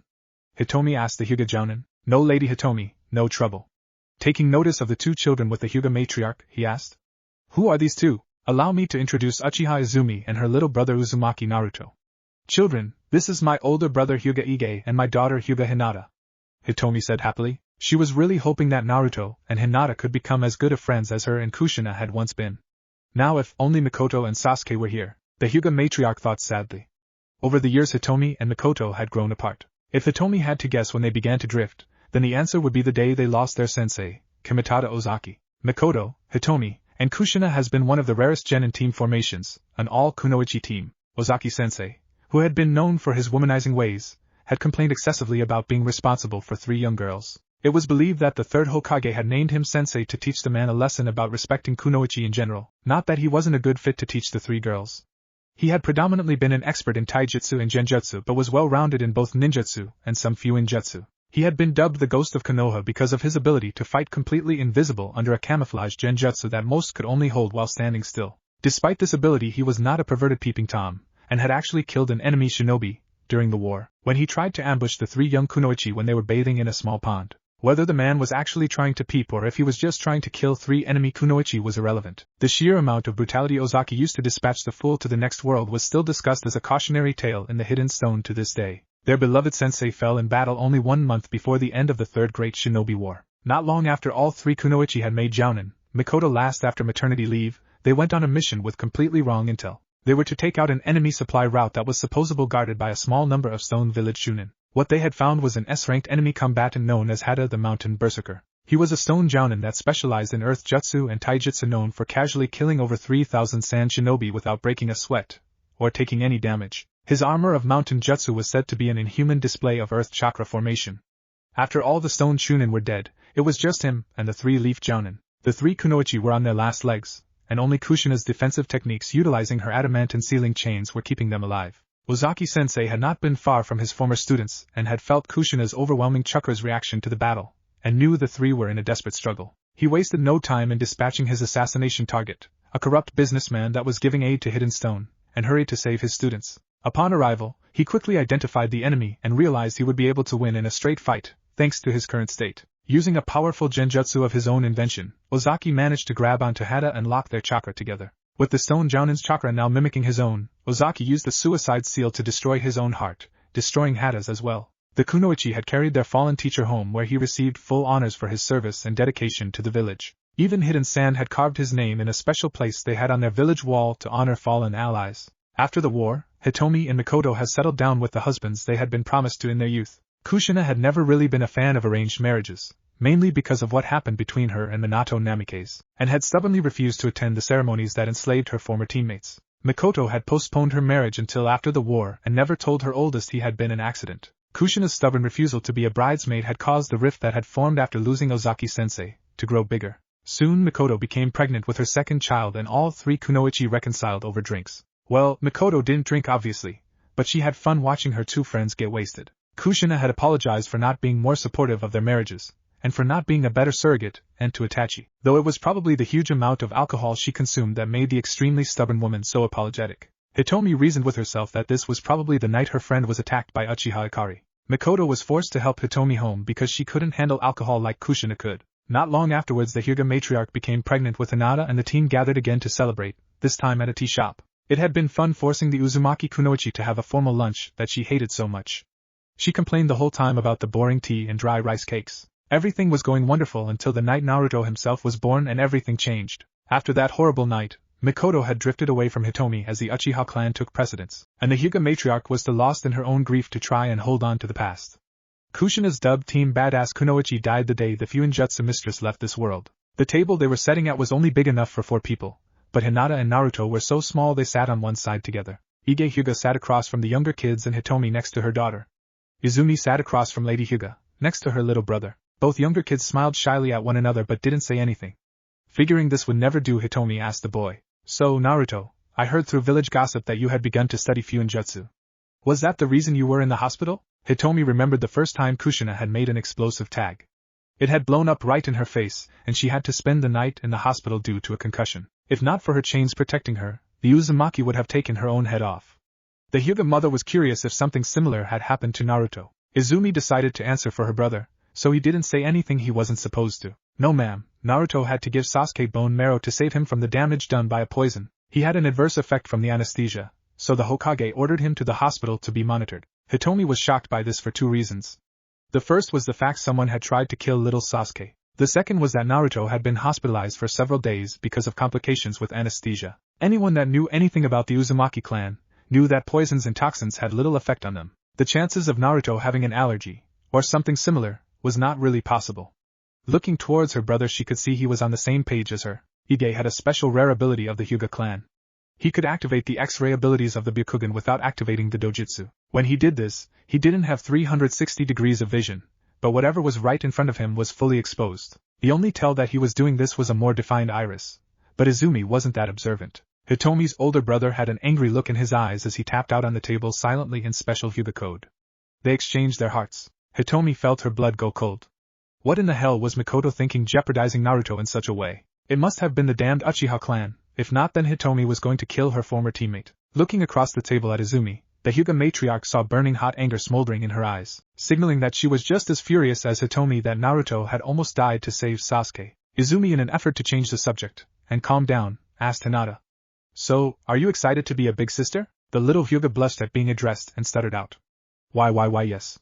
It has already been discovered that it's a Jijigo. She's worse than Naruto. Izumi thought to herself. She smiled politely at the cute little girl and grabbed her menu. Deciding on a few rolls and a platter of sashimi, the table signaled the waiter to take their order. He was a middle-aged man and was happy to serve them. He smiled kindly at the little children and left them crayons and paper to draw. As they waited on their food, Hitomi regaled the children with tales about Kushina and Mikoto from the academy. She was just explaining a rather funny yet mean trick Kushina had pulled on their sensei when she noticed what Naruto was drawing. In front of the boy was a red-colored seal that looked extraordinarily complex and difficult. She was extremely surprised to see the neatly drawn kanji and formula but had no idea what it did. That's very nice, Naruto. Does it do anything special? Hitomi asked kindly. The small boy looked down at his paper. He had drawn the seal when Lady Hyuga had been talking about Lady Mikoto's failed attempt to impress her instructors with a difficult kunai trick, and completely forgot about it. It's a rough outline of a SS space-time tiki technique. Izumi suppressed a groan. Her little brother had no sense of secrecy whatsoever. Both older Hyuga were smiling good naturally at Naruto, obviously thinking he was joking or playing a game. The girl decided to change the subject quickly before either grown-up figured out the Uzumaki wasn't kidding. So Ige-san, have you been on any dangerous missions lately? The next 10 minutes were taken up by the Hyuga Jounin talking about a mission he just had in the land of tea. Apparently, there was supposedly a group of drug traffickers that had taken up shop somewhere along the coast, and the Hidden Leaf had been hired to take them out. The mission became more complicated than that though, when Ige discovered a slave trafficking ring instead. The Konoha shinobi were forced to abandon the drug traffickers to take out the more dangerous slavers. A task further complicated by the presence of minor rouge ninja. Izumi looked up just as their food arrived. She was grateful for the further distraction, saying, Naruto, put your drawing up for now and eat your lunch. After this we're still going to the park. Oh, the park. Would you mind if Hinata joined you? Hitomi asked happily. She wanted her daughter to get out more and be sociable. I'll probably head home as I'm getting tired, but Ige can go with you. You don't mind, do you, brother? As if I had a choice. Ige thought to himself. This wasn't a side branch and main branch thing. This was a big brother to a younger pregnant sister and loving uncle thing. I would love to take my niece to the park. Izumi thought it over and couldn't really find a negative issue with the situation. Hinata could do with a friend as much as Naruto, and she appeared to be genuinely nice. Well, if Hinata wants to come, I'm okay with it. Hinata began taping her fingers in front of her, hanging her head low. She really wanted to go play with Naruto, but she also didn't want to leave her mommy. Looking up at her uncle Ige, she saw him giving an encouraging smile. I'd love to go to the PP park. Izumi, Ige, and Hitomi watched amused as the two small children tried eating the sushi. One of the first pieces of sashimi Naruto tried was octopus. The sour face he made caused the two adults and one big sister to laugh out loud. Izumi helped him by handing over several pieces of salmon and tuna, her own two favorites. Her little brother seemed to have her taste in sashimi, and soon they were ordering more. After watching Naruto put away several platters of fish and rolls, the two adult Hyuga became a little concerned about the bill. When the waiter returned with the check, Izumi just smiled devilishly and gave him her Bishou's wallet. "That's sweet of you, Izumi, but we could have paid for you and us," Hitomi explained kindly. Izumi smirked and explained. "Don't worry, Hitomi-sama. Just say it's my older brother Bishou making up for not looking out for Naruto, like he should have." Ige snorted, then coughed in his hand to cover it up. This girl was just as bad as his own sister, and if what he suspected about the Uchiha assassination incident was true, Bishou could never atone for his stupidity in Izumi's eyes. He addressed his niece and the redhead. "Let's get to the park. We might be able to visit the sweets shop later if you two kids behave." Outside the restaurant, Hitomi turned to Hinata and said, "You be good for your uncle, okay? I will am mommy." The little girl said shyly, looking at Naruto and Izumi. Hitomi just sighed to herself sadly. She had been the same way when she was a kid, but Kushina had brought her out of her shell. Hinata really didn't have anyone her age to help with the shyness, but maybe Naruto could in a way. The woman said goodbye to her daughter while kissing the top of her head. On the way to the park, Izumi stopped at a small store and purchased a ball. Making it to the play area, the group saw that it was mostly empty today. Izumi sat down on a bench nearby while Ige disappeared to do some light training. He told his niece that he wouldn't be far should she need him. Hinata didn't mind, as she was finally warming up to Izumi and Naruto. Both young children walked off to play catch with the large red ball. Naruto and Hinata got tired of passing the ball back and forth, so they began kicking it to see if they could get it past each other. Both children ran back and forth, laughing loudly, forgetting about their shyness as they played. Izumi watched them, smiling and, if honest with herself, getting bored. The large meal of sushi had begun to make her sleepy. "Good afternoon, Izumi-san," the brown-haired girl heard from beside her. Turning quickly, embarrassed that someone had snuck up on her so easily, she saw Itachi Uchiha sitting next to her studying the children. "I wish Sasuke would be more like that, but he wants to grow up quickly." Izumi smothered her annoyance. Itachi wasn't just standing next to her, but sitting. She gave an unladylike snort at her friend's comment. This coming from a boy who graduated at the age of 7, and just now made Chunin only a few weeks shy of 10. Itachi just gave her his famous heartthrob smile. He then sobered up, thinking back on a memory. "I stopped being a child when I was 4 years old." The girl just gave him a sad smile, knowing what he was referring to. Towards the end of the Third War, Fugaku had taken Itachi to see a battlefield full of dead shinobi. He had wanted his oldest son to be exposed to war, and to understand the world they lived in. Izumi knew that one of Itachi's dreams was to end all war forever, and she actually thought he could do it. Watching the children in silence for a moment, Izumi asked her friend, "No Shursui today? Usually the two of you are inseparable." He had a mission.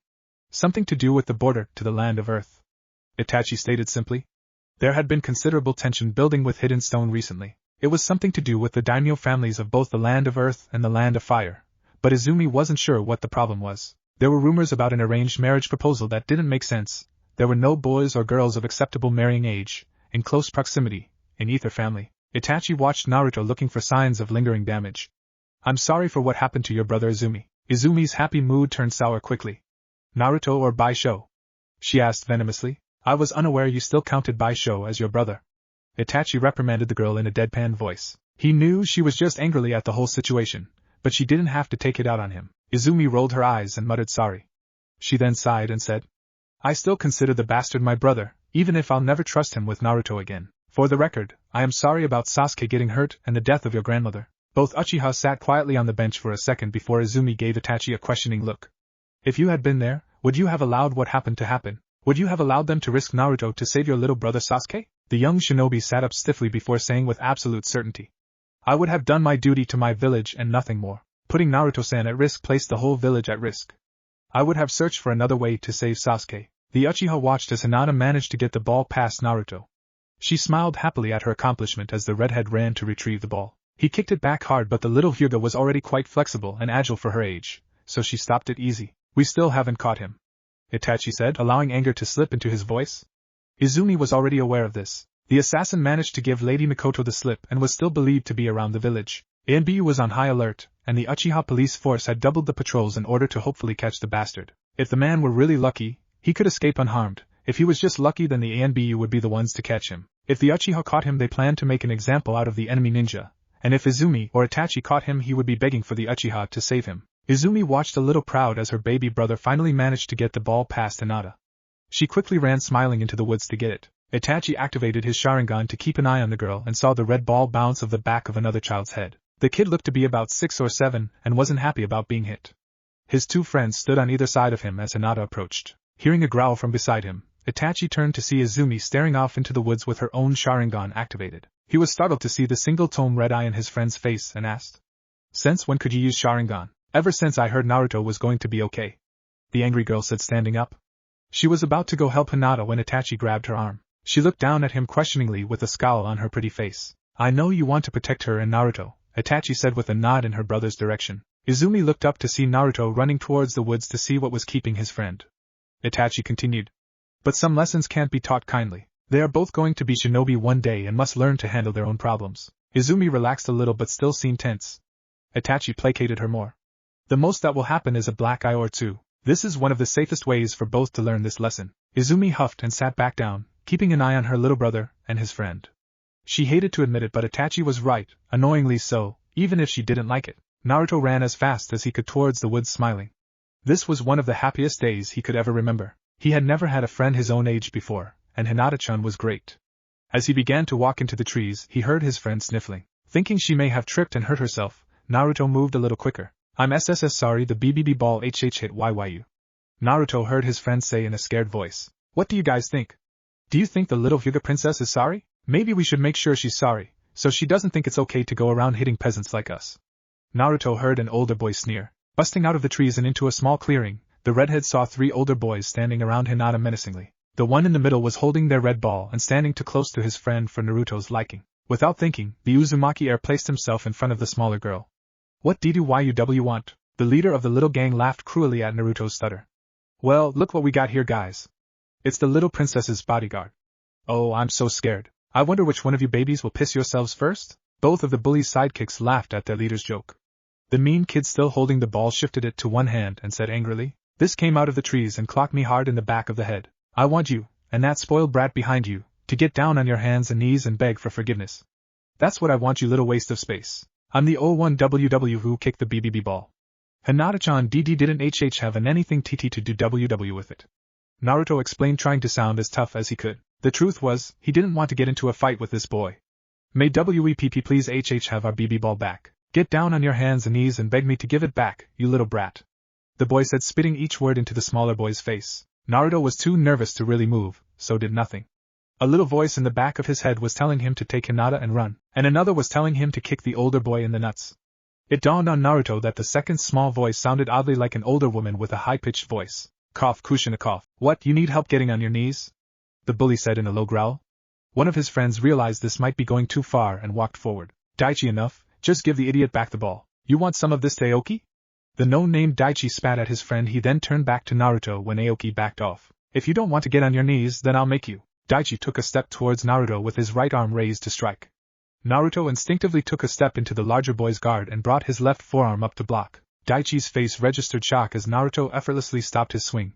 It was like he did it every day. The little redhead then brought his right fist up in an uppercut, aimed at the bully's abdomen. The moment the older boy took a threatening step towards Naruto, Itachi and Izumi had begun moving to intercede before the redhead took too many blows. The moment the small Uzumaki blocked the attack, though, they both panicked and ran faster. That block had been almost textbook perfect, with almost flawless chakra control, that was usually only achieved by years of practice and training. Naruto had reinforced his arm with perfect precision, also gripping the ground with chakra from his feet, and was now aiming an enhanced blow to his enemy's unprotected body. The night Kyuubi attacked, Itachi had protected his mother and baby brother by shattering a piece of rubble that was about to crush them. The precision of chakra control he had used then was better than what Naruto was doing now, but the amount he had used was roughly only 1/3 the amount Naruto was using now.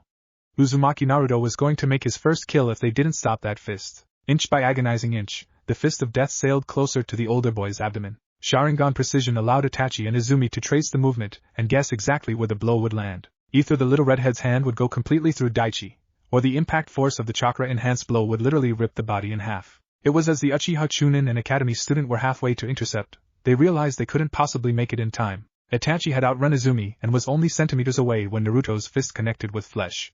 A loud smacking sound filled the clearing, causing nearby birds to take flight. Itachi and Izumi sighed in relief at the sight of Hyuga Ige gripping Naruto's closed fist. "That's enough, you two. I suggest you both break it up now," the older Hyuga said sternly. He glared down at Daichi with a hard glare that promised pain. The 7-year-old nearly wet his pants as he and his cronies left. He shot Naruto a look that clearly said, "This isn't over." Ige walked over to the ball the older boy had dropped when he tried to block Naruto's attack. He reached down and picked it up, handing it to Izumi. I thank you for letting Hinata play with Naruto, and hopefully it can happen again sometime soon. I think it's time we headed home though. Naruto and Hinata stood silently to the side feeling sad. Either one wanted to say goodbye to their new friend. Izumi walked over to her little brother carrying the ball and said, "You're right, Ige-san.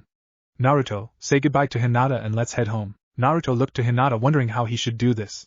He had never said goodbye to a friend before and didn't know if he should shake her hand or wave. The indigo-haired girl stepped into her friend and gave him a big hug. Not really knowing how to respond, the little Uzumaki just stood there dumbly. Hinata broke away quickly and hid behind her uncle's leg, smiling shyly at Naruto. Ige bent down and picked up his niece.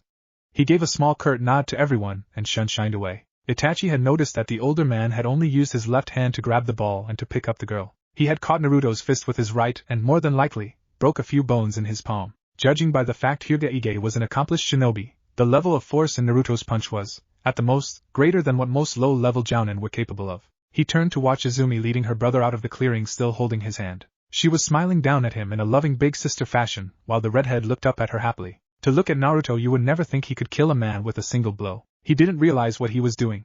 Itachi thought to himself. That was all instinctive. Somehow, Naruto had gained a highly advanced taijutsu technique, and he didn't even know it. He had no idea he had almost killed that boy. Chapter 6, A Birthday Party. Naruto's Fuinjutsu Cave, morning. Naruto looked down at his feet and examined the seal he had just finished drawing, one final time. The young boy had studied Fuinjutsu for the last 3 years and managed to create a space/time technique based on the second Hokage's jutsu, but he didn't think it was nearly enough to stop what was coming.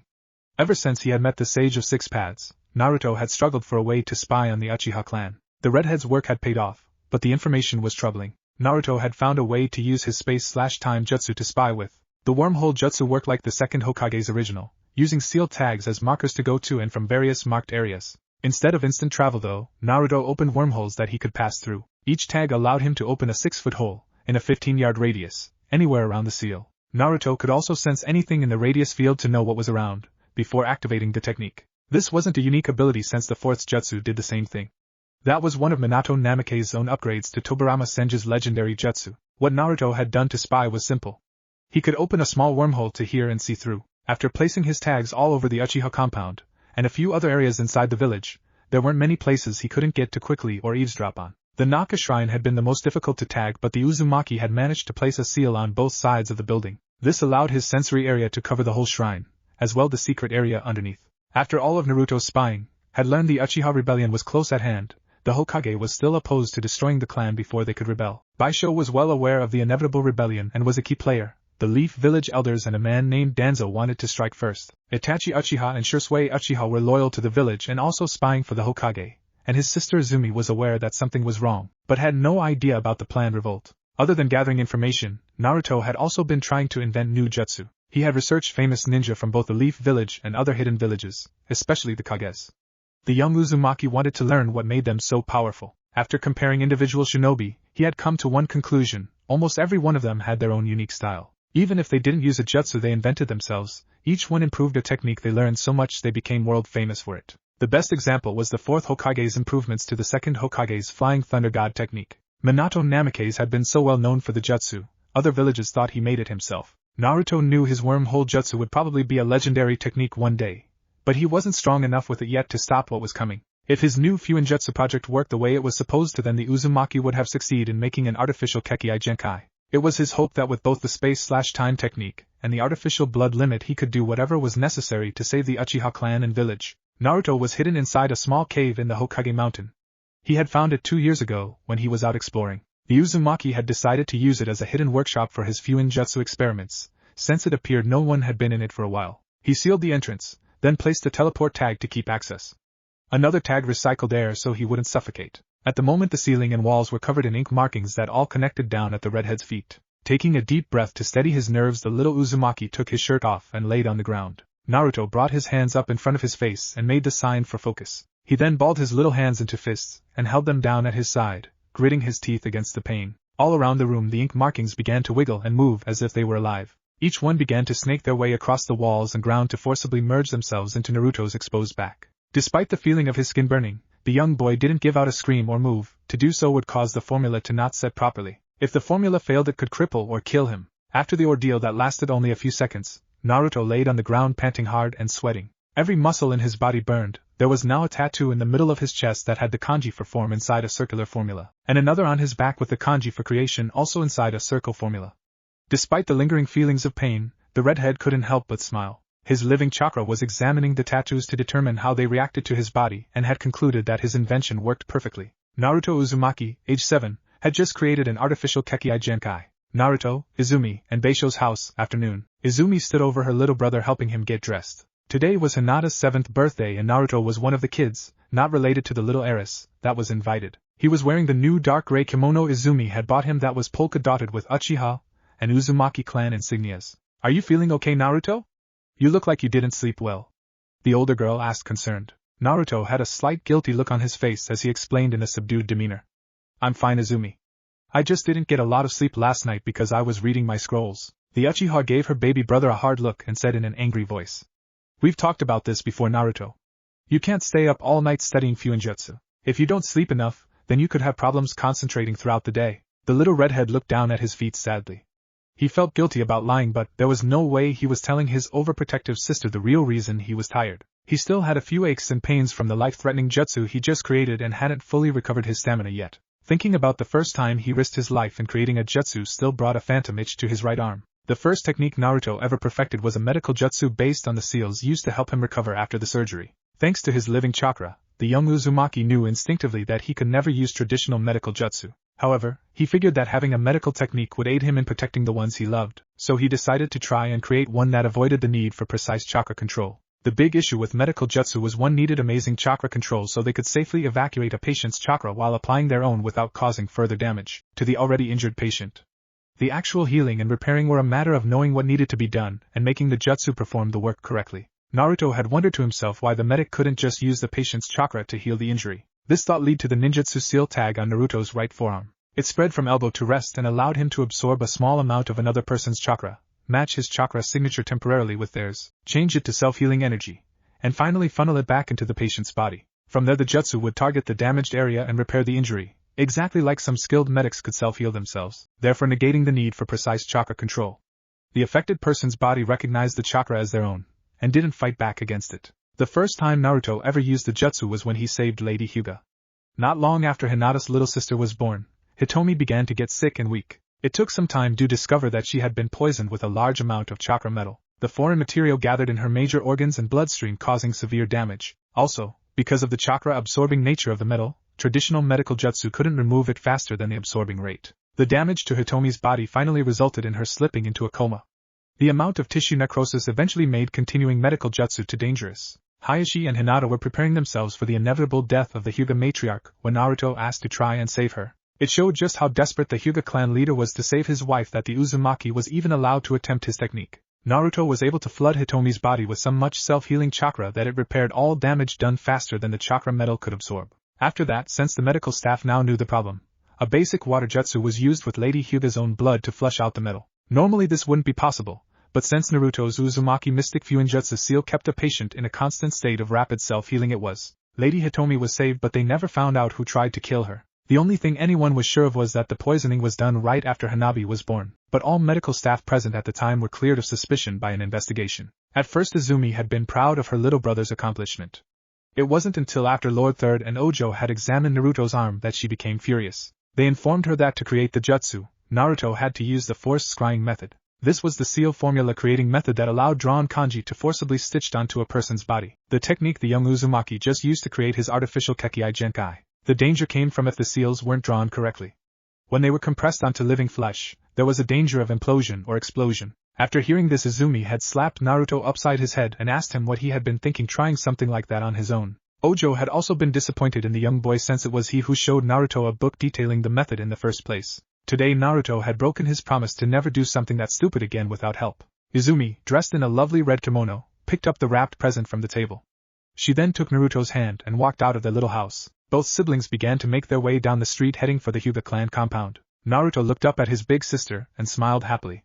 He would rather Izumi be alive and angry at him rather than dead. With each passing day the inevitable conflict between the Uchiha clan and Konoha was approaching, and Naruto knew he had to be ready to fight for his precious people. Hyuga clan compound. A few hours later, Hayashi Hyuga looked around his clan's park at all the kids in attendance for Hinata's special day. Though he kept the image of a stern father and clan head, There was a warm, happy glow in his heart. His little family meant the world to him, and his daughters were second to none.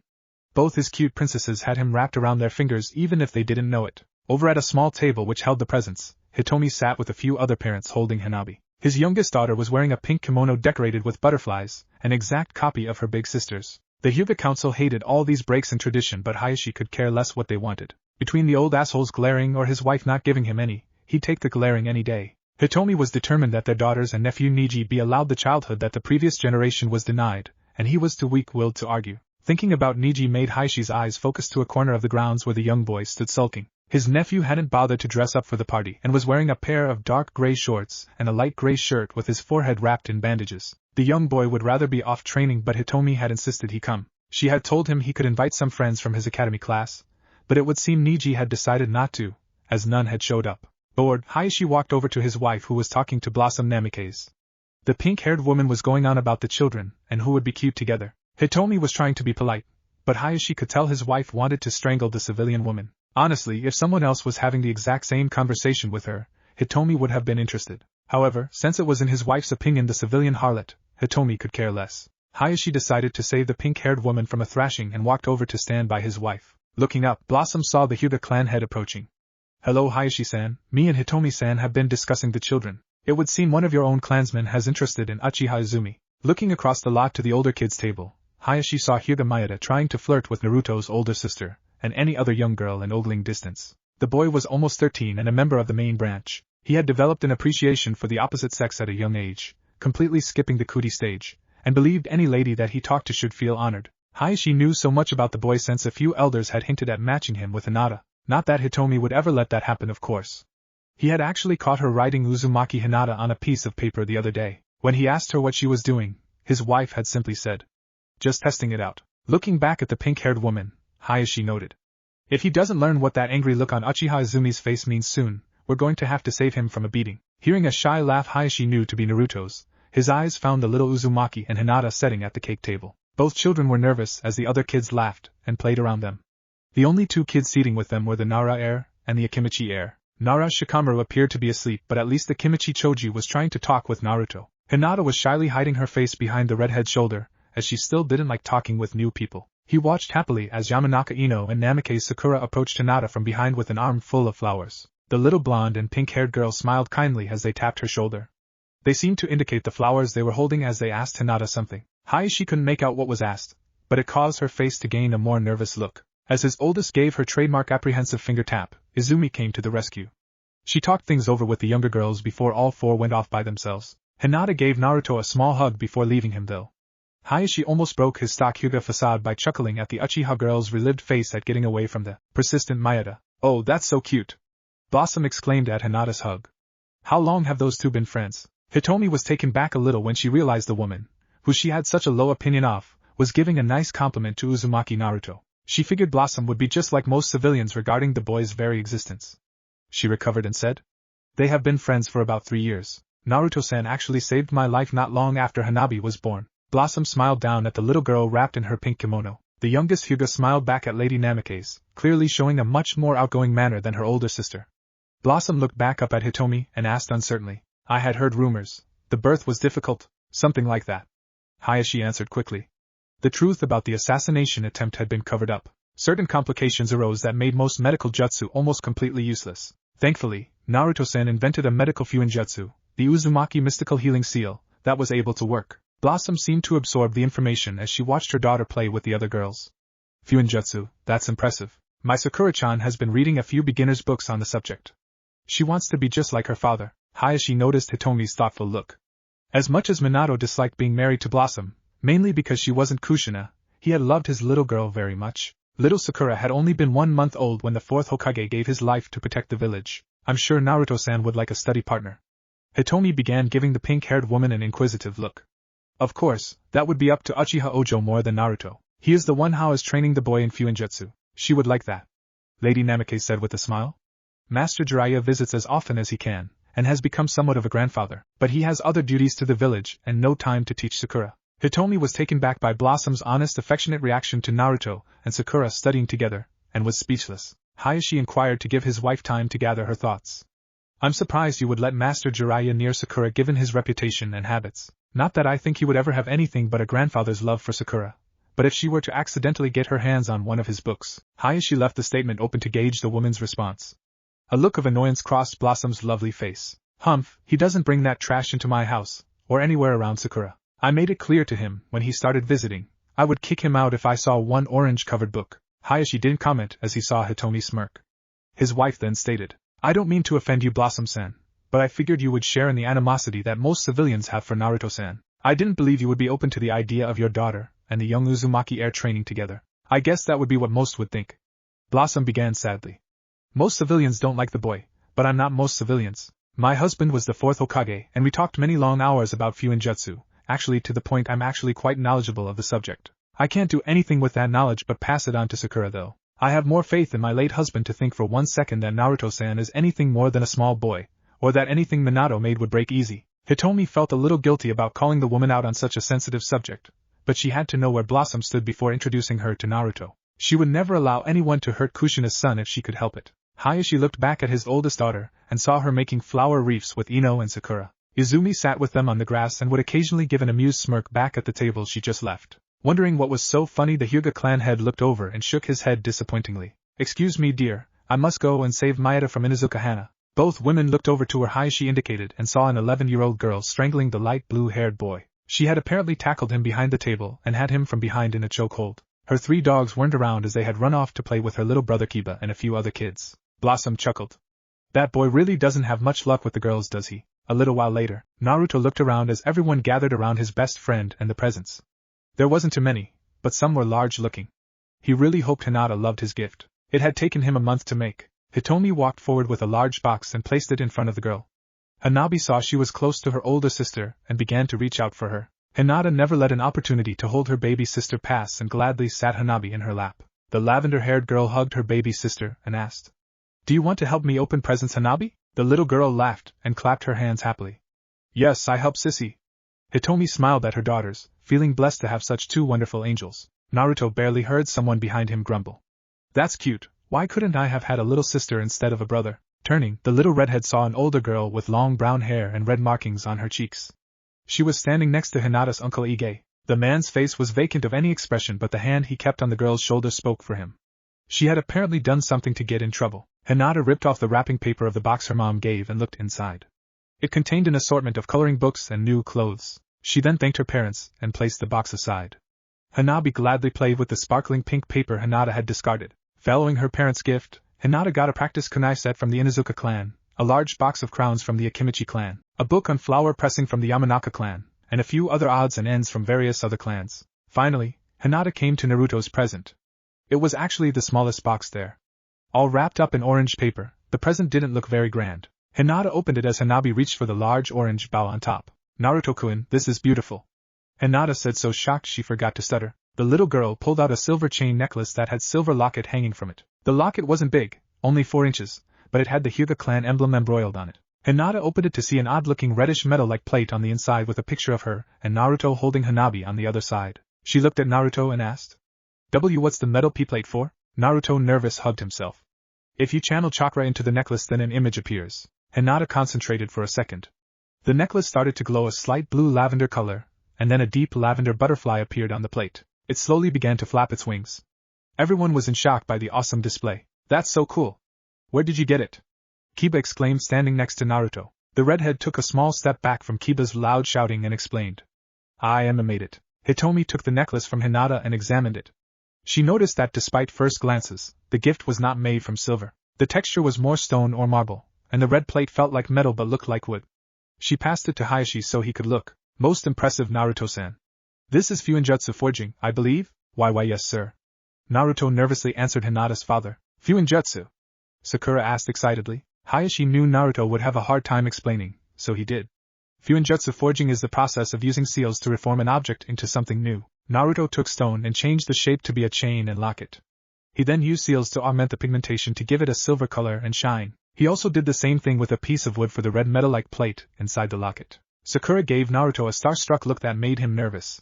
Hinata gave Sakura a small glare that made her mother cheer in her head. Hayashi handed the necklace back to his daughter, and everyone went to get food and cake. As the party began to wind down, Hitomi brought Blossom over to meet Izumi and Naruto.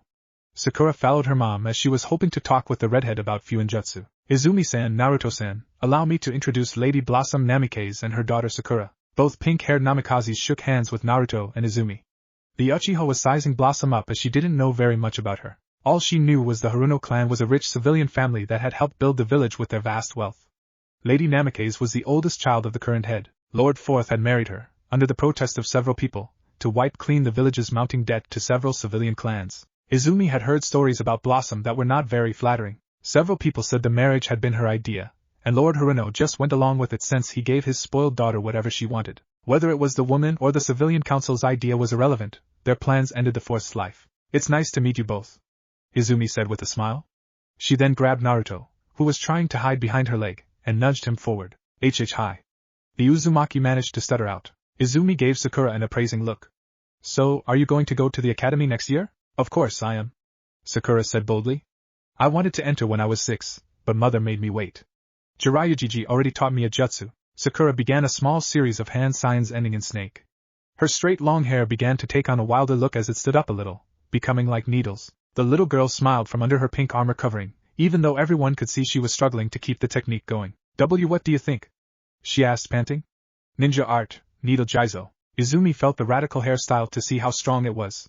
The tips of the points were very sharp, but the actual body of hair was still soft. Clearly the girl needed work on this ability before she could use it in an actual fight. Not bad, but it needs work, Izumi stated honestly. Still a good solid building block for a kunoichi of your age. Sakura had started to pout but smiled at the compliment. It felt good to be called a kunoichi by the older girl. She then looked at the quietest boy she ever met. He was staring down at his feet and seemed smaller somehow. You don't talk much, do you, Naruto? She joked kindly. The poor boy seemed to shrink in on himself more as he stood by his sister. Sakura felt guilty about her comment, even though she wasn't trying to be mean. So, do you know any jutsu, Naruto-san? The girl asked in hopes of snapping the redhead out of his shy demeanor. And my older BB brother taught me a wind jutsu. Izumi frowned at the mention of that day.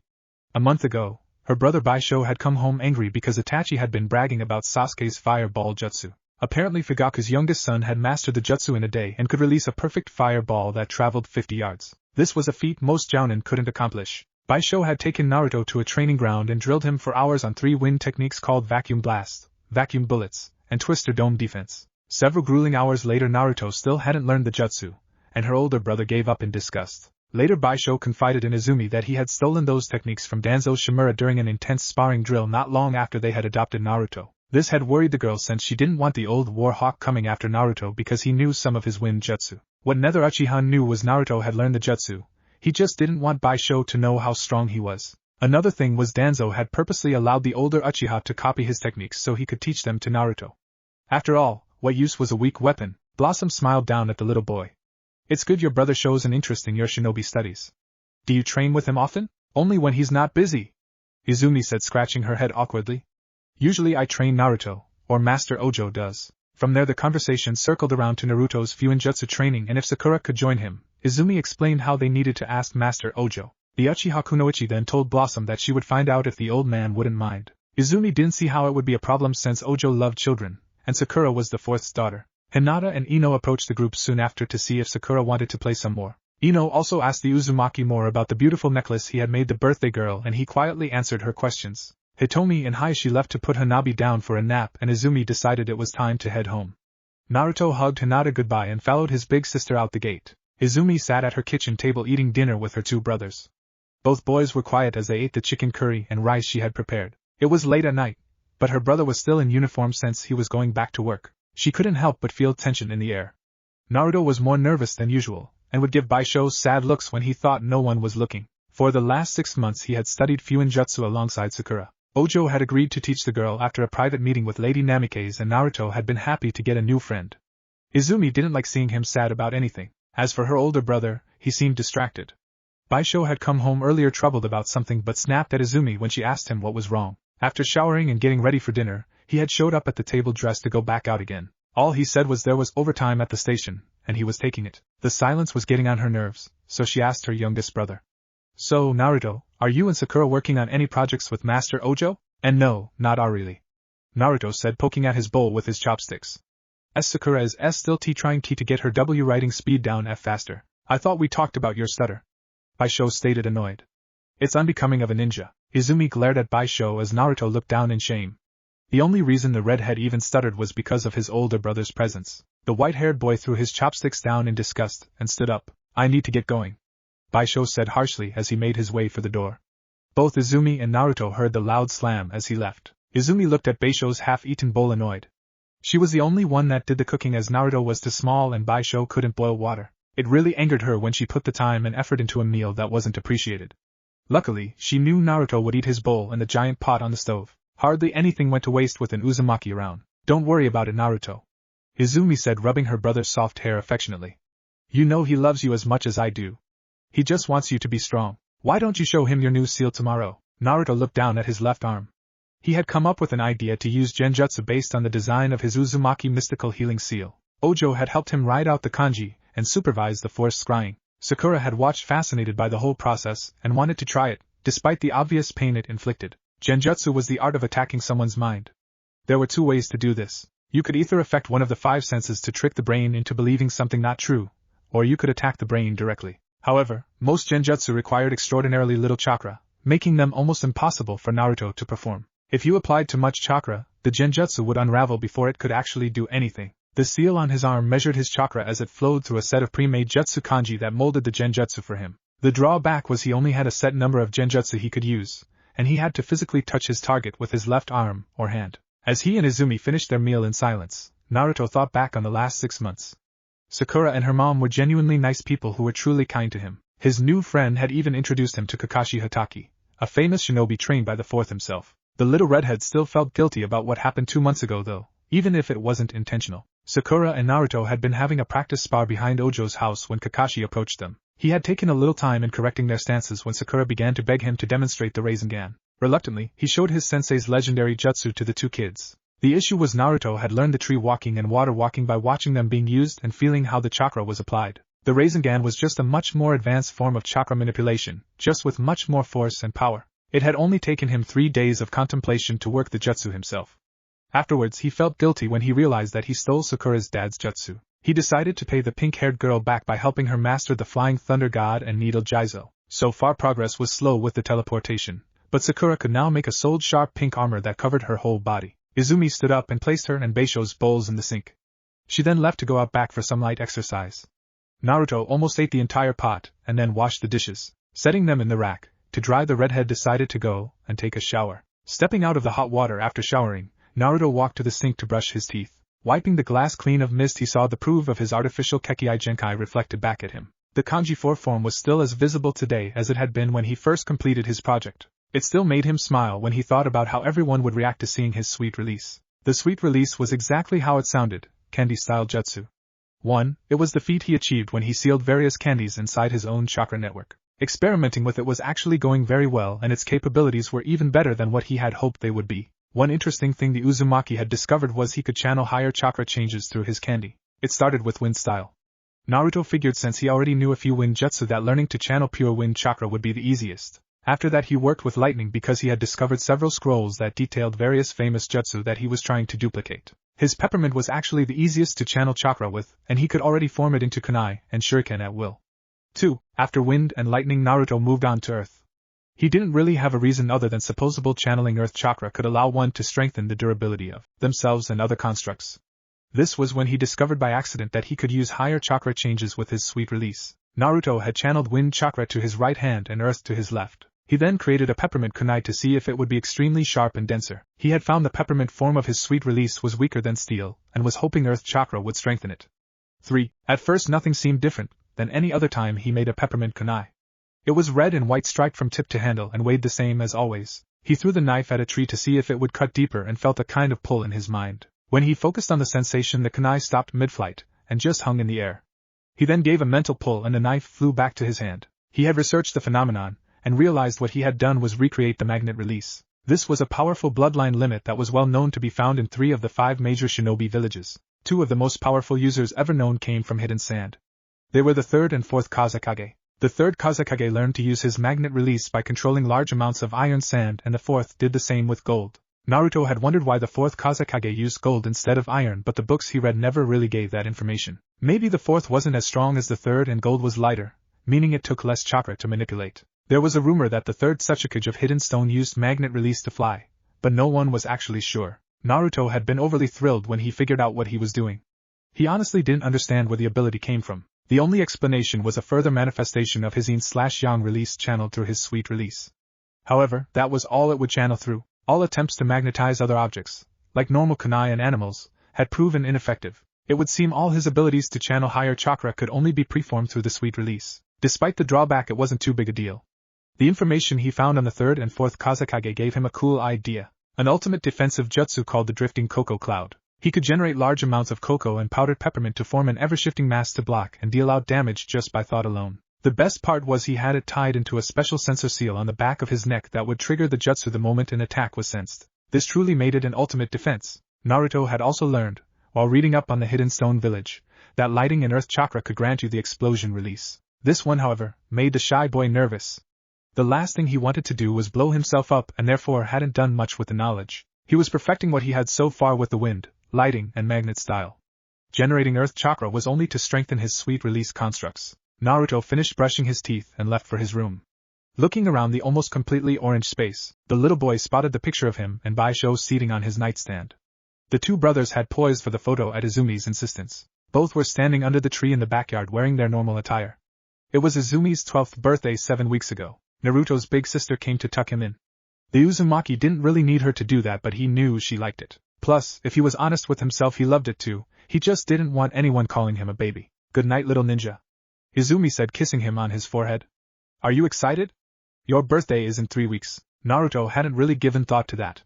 He had been so busy with training and spying, his special day had crept up on him. He would start the academy with Hinata and Sakura in only a couple of weeks. Izumi herself would be going to attend her last year since it was already decided by the clan and Hokage she could graduate a year early. Getting nothing more than a tired shrug from her brother, Izumi sighed exasperatedly at the ceiling. Ever since Naruto had come to live with them, she had tried to make a big deal about his birthday, but he never seemed interested. He liked his friends coming over and having cake and ice cream, but he never cared to have a large party like some of the clan heirs did. Izumi just rubbed his head and left. She had to get up early tomorrow and met Hana Inuzuka for an intensive training spat. Maybe she could take Naruto. He and Kiba could play together.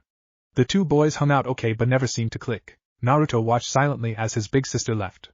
His eye once more glanced back to the picture of him and Bishou. Anger began to fill the young Jinchuriki's chest as he thought about the truth of his older brother's overtime. The Uchiha clan had begun to collect money by doing illegal jobs. They would aid criminals with smuggling contraband and sometimes murdering their clients' competition. He had to look the word contraband up in a dictionary to know what it meant. There were 3 Uchiha civilians involved, the go-between people for the clan and unsavory clients, that were directing Bishou and giving him the jobs, and tonight was no exception. The 3 men seemed to be working independently of Lord Fugaku.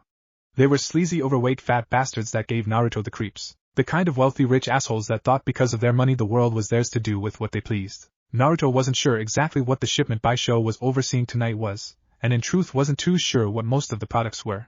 Kiba, Choji, and Shikamaru had mentioned that contraband could be anything from alcohol and drugs to stolen pottery. Naruto didn't think his older brother would be guarding vases though. The Uchiha civilians and Bishou talked in code mostly when they discussed their clients. That was smart on their part, since it meant someone like the little Uzumaki spy didn't have a complete idea about what was going on. He thought feedstock was the code word for opiates, another word he had to look up, but he wasn't sure since it could also mean illegally obtained beef. The little boy closed his eyes and concentrated on the jutsu markers Bishou was wearing. Naruto had tagged many people and their belongings within the Uchiha clan. This allowed him to spy on everyone or protect everyone at a moment's notice. His older brother had left the village and was making his way east towards the coast. He would be there within the hour at his current pace. The young boy sighed sadly. It wasn't Bishou's fault, not entirely anyway. Ever since he lost his shinobi license, his older brother had been forced to serve the will of the Uchiha clan. His skill and readily availability made him the perfect localized tool to carry out secret missions. It also didn't help the clan had just suffered a heavy loss. Uchiha Shursui had recently been found dead on a riverbank. The official cause was suicide, but no one believed that for a second. Some within the clan believed Itachi had something to do with it, and some believed the village had him killed because he was getting too famous and strong. Old man Hokage, however, didn't know who was responsible, and the elders didn't either, or they weren't saying if they did. Naruto was ashamed of himself. He had taken it upon himself to watch over the Uchiha and protect them from themselves, and the village from their ambitions. Now one was dead on his watch, and he didn't know the circumstances behind it or why.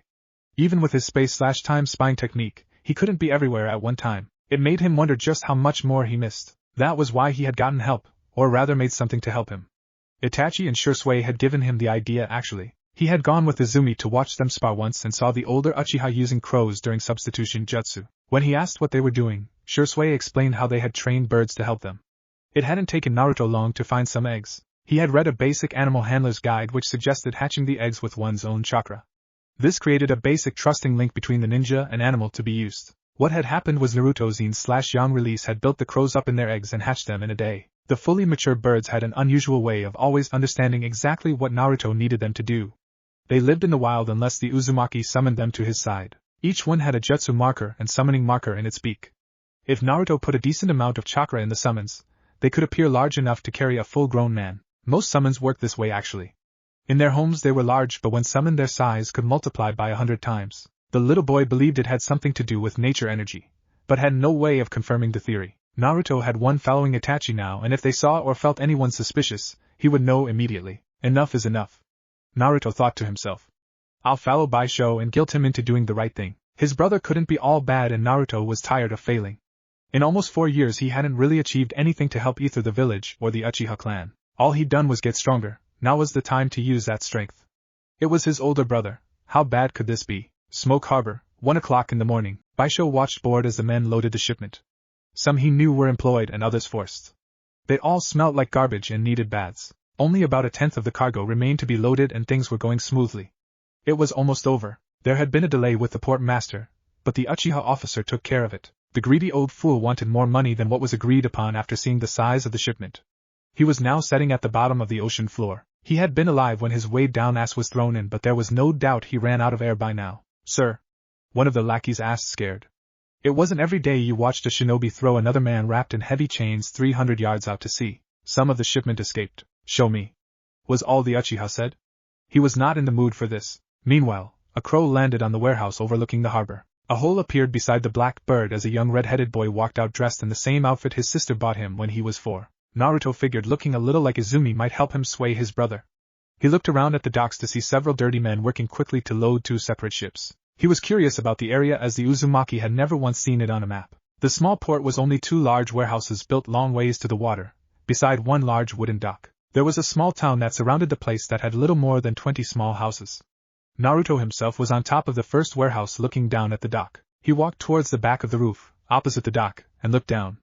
A man was smoking a pipe and reading a paper under the outside light. Naruto opened a wormhole behind the guy and pulled him through with his left arm. The young boy was aware of his Herculean strength, and took great care to not hurt the man any more than necessary. He had him in a paralysis genjutsu so he couldn't talk or move. He channeled chakra through another seal on his arm and watched as the terrified eyes of his hostage turned vacant. What is this place? I've never seen it on a map, Naruto said while trying to act tough in a shaky voice. It didn't matter as the man had no ability to resist answering the question. In a monotone voice he explained. This is Smoke Harbor. It is a hidden dock supported by the Leaf Village and Hokage. It doesn't appear on a map because the Hokage deems it so. A genjutsu barrier seal keeps anyone from seeing it at a distance, so passing ships never know it's here. It is home to a few civilian workers that run it for a monthly check and free board. Families aren't permitted because of the need for secrecy. Naruto looked around again at his surroundings. If the Hokage knew about this place, then what was his brother doing here illegally shipping contraband? He turned to the mindless tattletale and asked him about Bishou. Some smugglers and gangsters use this place off the books. The former harbor master would take a cut of whatever is shipped in or out to keep silent. Right now, a shipment of drugs, money, stolen jewels, and slaves are being shipped out. The civilians were paid to help, but the pirates also have press-ganged workers. Naruto heard a small child crying and another girl pleading with someone. She was asking to be let go. The Uzumaki quickly knocked his captive out with a pulse of chakra and went to investigate. Laying down on his stomach and peering out at the dock, the redhead saw a brown-haired girl of 15 holding another girl of 7 in her arms. Please let us go. We're all our grandfather has left. He's sick and he needs us, please. A big-bellied man walked up and slapped her hard in the face. You'll shut up and get back in the cargo hold if you know what's good for you. You and that little runt in your arms is worth a lot of money in the Nagi Islands. What's all this now? A man said coming off the boat frowning. Naruto saw he was dressed in nice fancy clothes. He walked up to the 2 girls and 1 goon. Nothing, Captain. Just 2 slaves trying to escape. The goon said nervously. The captain checked both girls over and noticed the bruise on the elder's face. Look at this, Suki, he said disappointedly. You've ruined the merchandise. The captain then spun quickly and put a dagger through the man's throat. He looked back at the boat and saw his cargo watching. There will be no more escape attempts. Anyone tries to escape will die only after suffering and choosing 2 other slaves to join him or her. He then led both crying girls to a large rusted chain sitting on the docks. It appeared to have been discarded there some time ago. Both screaming girls were tied to it and pushed into the ocean, while Bishou watched on impassively. The Fuinjutsu user kept hoping his older brother would do something. Seeing it was up to him, Naruto acted quickly. Bishou was close enough for the tags on his body to reach the girls. The Uzumaki opened a wormhole next to himself that created a rift underwater where he sensed the children. The pressure from the ocean pouring out through the hole washing both girls onto the roof beside him. The captain was about to address the remaining crew and captives when he heard the noise. "What's that?" he asked angrily. The corrupt Uchiha wasted no time in activating his Sharingan, but saw no one. He quickly made his way to the rooftop as the captain boarded the ship. The crew finished loading the cargo and began to pull anchor. Beishou's eyes narrowed as he saw the water stain on the roof. The air was unnaturally heavy with the smell of salt. What had happened here? Sensing a presence on the other side of the building, the Uchiha quickly investigated. He found a worker unconscious due to genjutsu. Damn! He thought. Who had been here and how much had they seen? Just outside of Leaf Village, Naruto looked over the two girls closely to make sure there were no injuries. Both sisters were panting for air while holding each other. The oldest turned to thank her savior but found no one there. The boy had already left. A clearing deep in the woods, Naruto stood looking up at the half moon in the sky. Never did the small child think things with his brother could be this bad. He somewhat understood doing illegal activities to support the clan, even if in no way did he agree with it, but to let innocent people suffer, to allow children to die to make a point, was pure evil. The child's hands balled into tight fists. He thought about Izumi, his innocent older sister, who would be judged by the village for the Uchiha's treasonous acts. He thought about Sakura, Hinata, Hanabi, Choji, Kiba, Shikamaru, and everyone else that could die for the Uchiha's ambition. He thought about the orphans in the orphanage, where he used to live, that had no one to protect them when the likes of those pirates came to steal them away for a quick payday. Bishou was just as guilty as they were. Worse than that, he had been a shinobi of Hidden Leaf. The very people he once swore to protect now suffered because he put the Uchiha first. He would murder the village if it meant the Uchiha thrived. From the depths of Naruto's chakra, Kurama stirred. He opened one great red slit eye as the fury of his host grew. He chuckled to himself at the possible long-awaited use of his chakra to weaken the seal. Then he paused as he realized something was wrong. From the halls of the small child's chakra network came a power he hadn't felt since he was a small kid newly made. The sheer power of his father crashed upon the fox's cage as the reservoirs of untapped power were opened. The water crashed violently against the walls, and in the depths of darkness the great Kurama laughed. Finally, someone worthy of the sage's might. Back at the docks, Bishou watched impatiently as the first ship sailed away with its slave cargo. The captain was taking it, and the mostly press-gang crew, to the Nagi Islands to sell on the black market. The Uchiha knew from stories that he would take liberties from most of the slaves, and not just the girls. The second ship, an all-pirate crew, would be heading in the opposite direction carrying the jewels and money to a small grove of islands not far from Hidden Mist. Criminals pay protection money to the water daimyo to live without being hunted by authorities. Long as they didn't hurt the land of water, then they were left alone. As the final crate of stolen goods was being loaded aboard the second ship, there came a massive oppressive feeling of bloodlust. Every pirate and corrupt worker on the dock, and the second ship, dropped to their knees helpless. Bishou found he had a hard time breathing. From the far left side of the dock came a loud cry from a voice the Uchiha recognized. Wind-style, devastating vacuum bullets. 4. Beishou's Sharingan came alive as a multitude of small condensed vacuum air pockets came streaking across the air. The number of projectiles was almost 4 times that of what Danzo had used in their spar. Each air pocket left a visible wake in the air as they flew forth to destroy. The ship, crew, and cargo were decimated by the attack and thrown to the depths of the harbor. The pirates still on the docks were ripped apart limb from limb, and their bodies splashed across the wooden planks. Bishou managed to smash his way through the wooden dock in time to take refuge under the sea. He quickly swam to where the wood met the bank and smashed his way out. He stood just inside the right side warehouse door. Hearing footsteps approaching from behind him, the white-haired man turned to see his little brother walking out of the shadows. Bishou noticed he was wearing the sleeveless shirt and shinobi paints that Izumi used to dress him in. He had no ninja toolkit, and his arms were bare for the world to see. For the first time ever, the Uchiha was looking at the jutsu Naruto created tattooed on his skin. He wasn't a complete fool. Bishou was aware that Ojo had been teaching Naruto, and together they made a medical jutsu that saved Hitomi. 5. He had no idea about the other arm though. That was impressive, Naruto. The older boy said in his monotone voice, trying to act calm. May I ask what you're doing here and how did you follow me? The time for talking has passed, brother, Naruto said with cold venom. No trace of the shy and polite child that he was at heart showed itself. Instead, what stood before Bishou was an Uzumaki fully committed to battle. Only one thing is guaranteed. Tomorrow, Izumi cries for one of us. The arrogant Uchiha was about to retort when he was forced to dodge a white and red kunai. He traced the flight and realized shocked that it was peppermint, and not steel. What tricks are you pulling, Naruto? He asked confidently even as his danger sense screamed at him. He ducked as the kunai returned point first, almost impaling the base of his skull. He watched curiously as it floated beside his brother. You never cared enough to pay attention to me, Bishou, Naruto stated through clenched teeth. That will be to my advantage. What do you know of combat, brat? The angry Uchiha asked quietly. What advantage could you have over an elite Uchiha such as me? Naruto held his left hand up in the sign for focus as large amounts of cocoa came pouring out of his shirt. It pooled at his feet and began to lazily circle around him on the ground. Bishou, getting tired of waiting for an attack, launched himself across the warehouse floor. The chocolate came up faster than he anticipated to block his left-hand jab. His follow-up right was also easily stopped too. Pushing off, he tried a powerful spin kick that proved to be a mistake. The cocoa formed a hand that grabbed his leg and threw him across the floor with tremendous force. The warehouse was empty for the most part, but the few boxes that still darted the ground hurt when the Uchiha smashed through them. Bishou recovered quickly only to front flip over Naruto as he used Shunshin and his peppermint kunai to attack him with the wind-style vacuum blade. 6. From what his Sharingan told him, the peppermint acted just like chakra metal forged steel. In other words, it was perfect for elemental channeling. Seeing Naruto was open to attack, the older boy aimed a kick to the base of his little brother's skull. Just as his foot was about to make contact, the cocoa blocked seemingly from nowhere.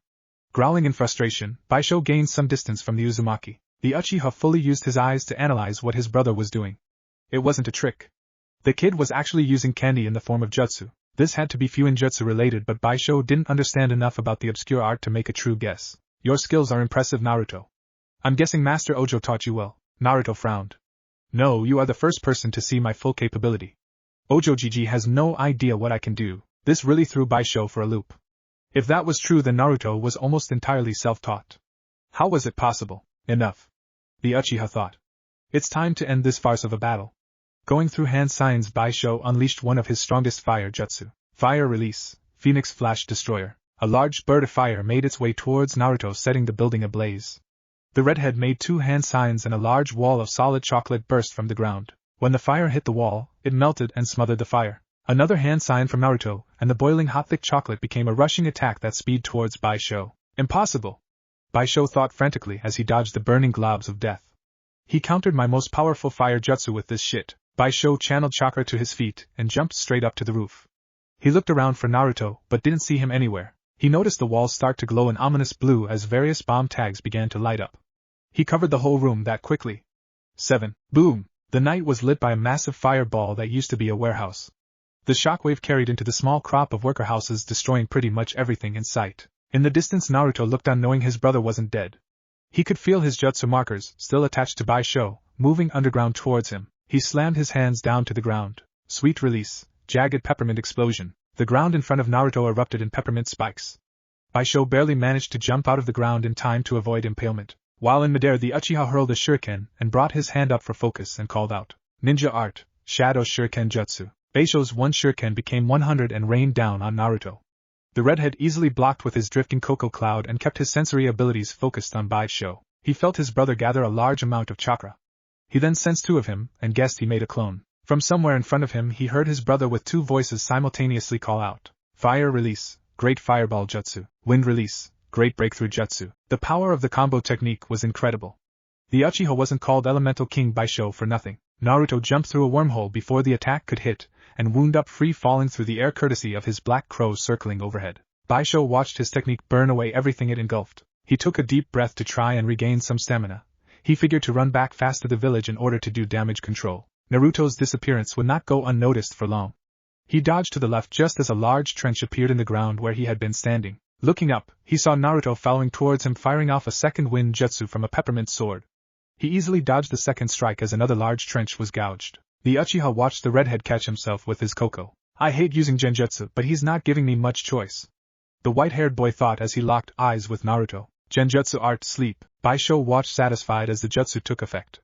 He then ground his teeth in frustration as his little brother seemed to shake it off. Naruto then hurled 4 peppermint shuriken at him that were going to hit him. He paid them no mind as they sailed past, but screamed in pain when their sneak attack hit his back hard. When the flying projectiles passed him, they fired a small beam of lightning at each other. The 4 beams became 1 supercharged bolt, and fired back the way they came. Bishou felt his back burning bad as his brother breathed out. Sweet release, peppermint flash surprise. Naruto watched as Bishou hit the ground and skidded away. The redhead jumped down off his cocoa cloud to see if it was truly over. Water release, giant vortex jutsu. The small boy turned surprised as the clone in front of him puffed away, and the real Bishou caught him completely off guard. He became trapped in the water jutsu which carried him into the ocean. After Naruto sank beneath the waves, the Uchiha ran forward to continue funneling chakra to the technique. Naruto found himself trapped underwater struggling to swim.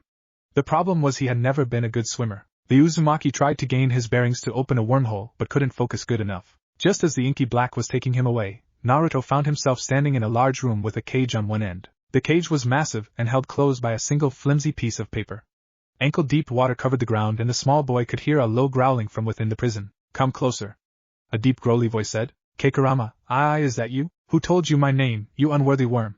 The mighty fox exclaimed, finally revealing himself. Naruto looked on in wonder at the fox. The creature was easily the biggest thing he had ever seen.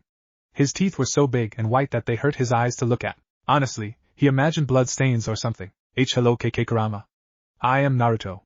It's a nice to finally meet you. Stop that insufferably stuttering. The QB growled. Naruto looked down in shame. The fox studied the boy closely.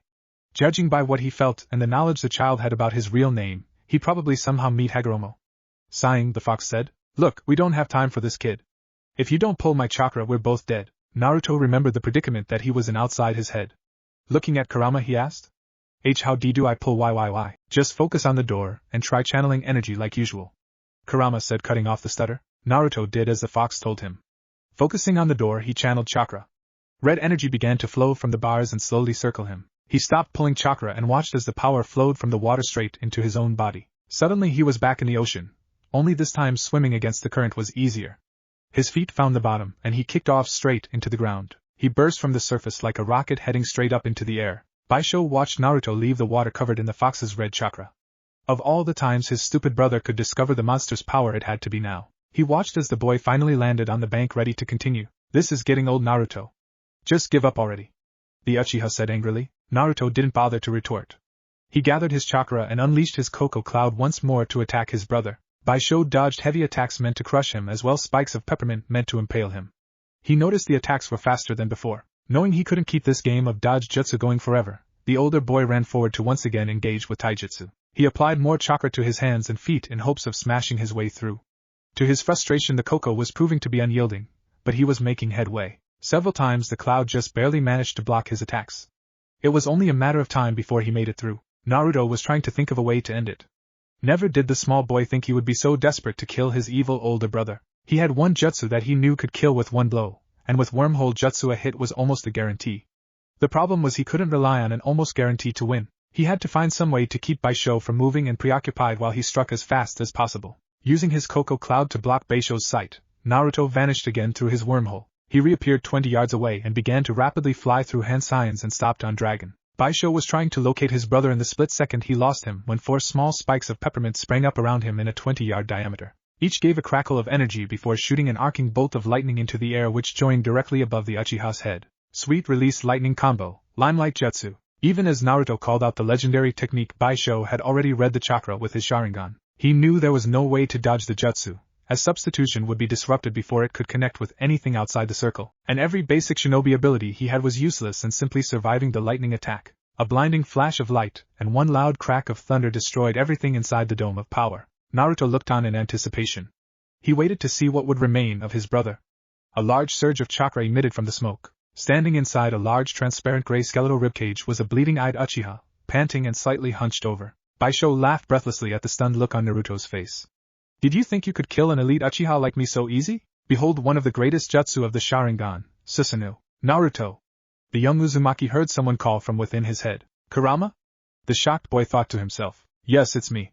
The fox growled. "We've established a mental link because we met. I think I can help you fight." "How?" Naruto asked quickly, bringing up his Coco to block a blow from Susanoo. Bishou's jutsu grew a skeletal right arm and tried to crush him. He began to panic as his defenses were almost breached. "Focus on the cage door again and pull more of my chakra.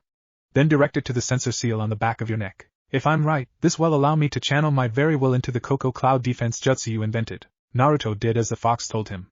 He instantly felt the red chakra flowing from the seal as he concentrated on the sensor tag. The seal began to heat up a little as it took in the red chakra and directed out to the Cocoa Cloud defense. An ominous aura filled the air as the chocolate took on a much darker shade of brown. Bishou watched as a fox head complete with red eyes and a white sharp teeth took shape within the mass of cocoa. "Damn, this is bad," the Uchiha thought frantically.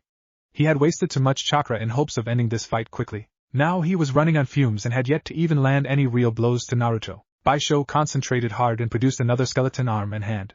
He brought his hands together in a clapping motion, and the transparent skeleton torso mimicked the action. Naruto easily halted the arms with his Kurama-powered Cocoa Cloud, forming the fox's front legs and hands to do so. He then fired a giant peppermint kunai from the mass that hammered into Bishou's Susanoo, driving him back 20 yards or so. "Is that all you've got, little brother?" Bishou screamed. He then began to pant at the strain of keeping Susanoo active. He quickly brought the arms of his construct up and crossed them in front of himself, blocking the small mass of red chakra that had been fired from the fox head's mouth. Naruto took a close look to analyze his enemy. His brother's eyes had lost the 3 tomos since they had merged into a new design. His Sharingan now looked like 3 curved top T's whose ends were touching at the eye's middle. However, feeling his chakra and seeing the clear strain on his face, Naruto realized that Bishou was more like a child picking up a sword that was much too heavy, but still trying to fight with it anyway. This power was taking everything Bishou had to maintain, but he refused to let it go. His Uchiha arrogance was killing him. The Uzumaki began going through hand signs at a rapid speed. Bishou watched as best he could with his blurred vision and read the signs for a jutsu, but his eyesight was failing him at the distance, so he was unable to determine which one. The mass of chocolate powder circling at Naruto's feet began to rise up in several places, forming 20 dragon heads. They opened their mouths, half charged up wind chakra and the rest lightning. Wind release, vacuum blast, lightning release, destruction sphere. Bishou put everything he had into repelling the attack. The bright flashes and explosions kept him fully occupied, but he still managed to feel something that didn't make any sense. In his front he could still easily feel his brother and the fox demon's power, but he could also feel them both behind him. He turned quickly to see the redhead coming at him through a hole in midair, just inside the Susanoo's ribcage. His right hand held a ball of sickly green swirling chakra. Bishou dropped the Susanoo and turned to block the attack. Naruto was faster as he jabbed his hand in Bishou's chest. Dark Medic Jutsu, Plague Rasengan. What if Naruto learns Yin and Yang Chakra Naruhina? And thanks for watching my video till the end. If you enjoy this content, then do consider subscribing to my channel, and leave a like if you guys need the next part. Comment down, and thanks for watching the video, and see you guys in the next video.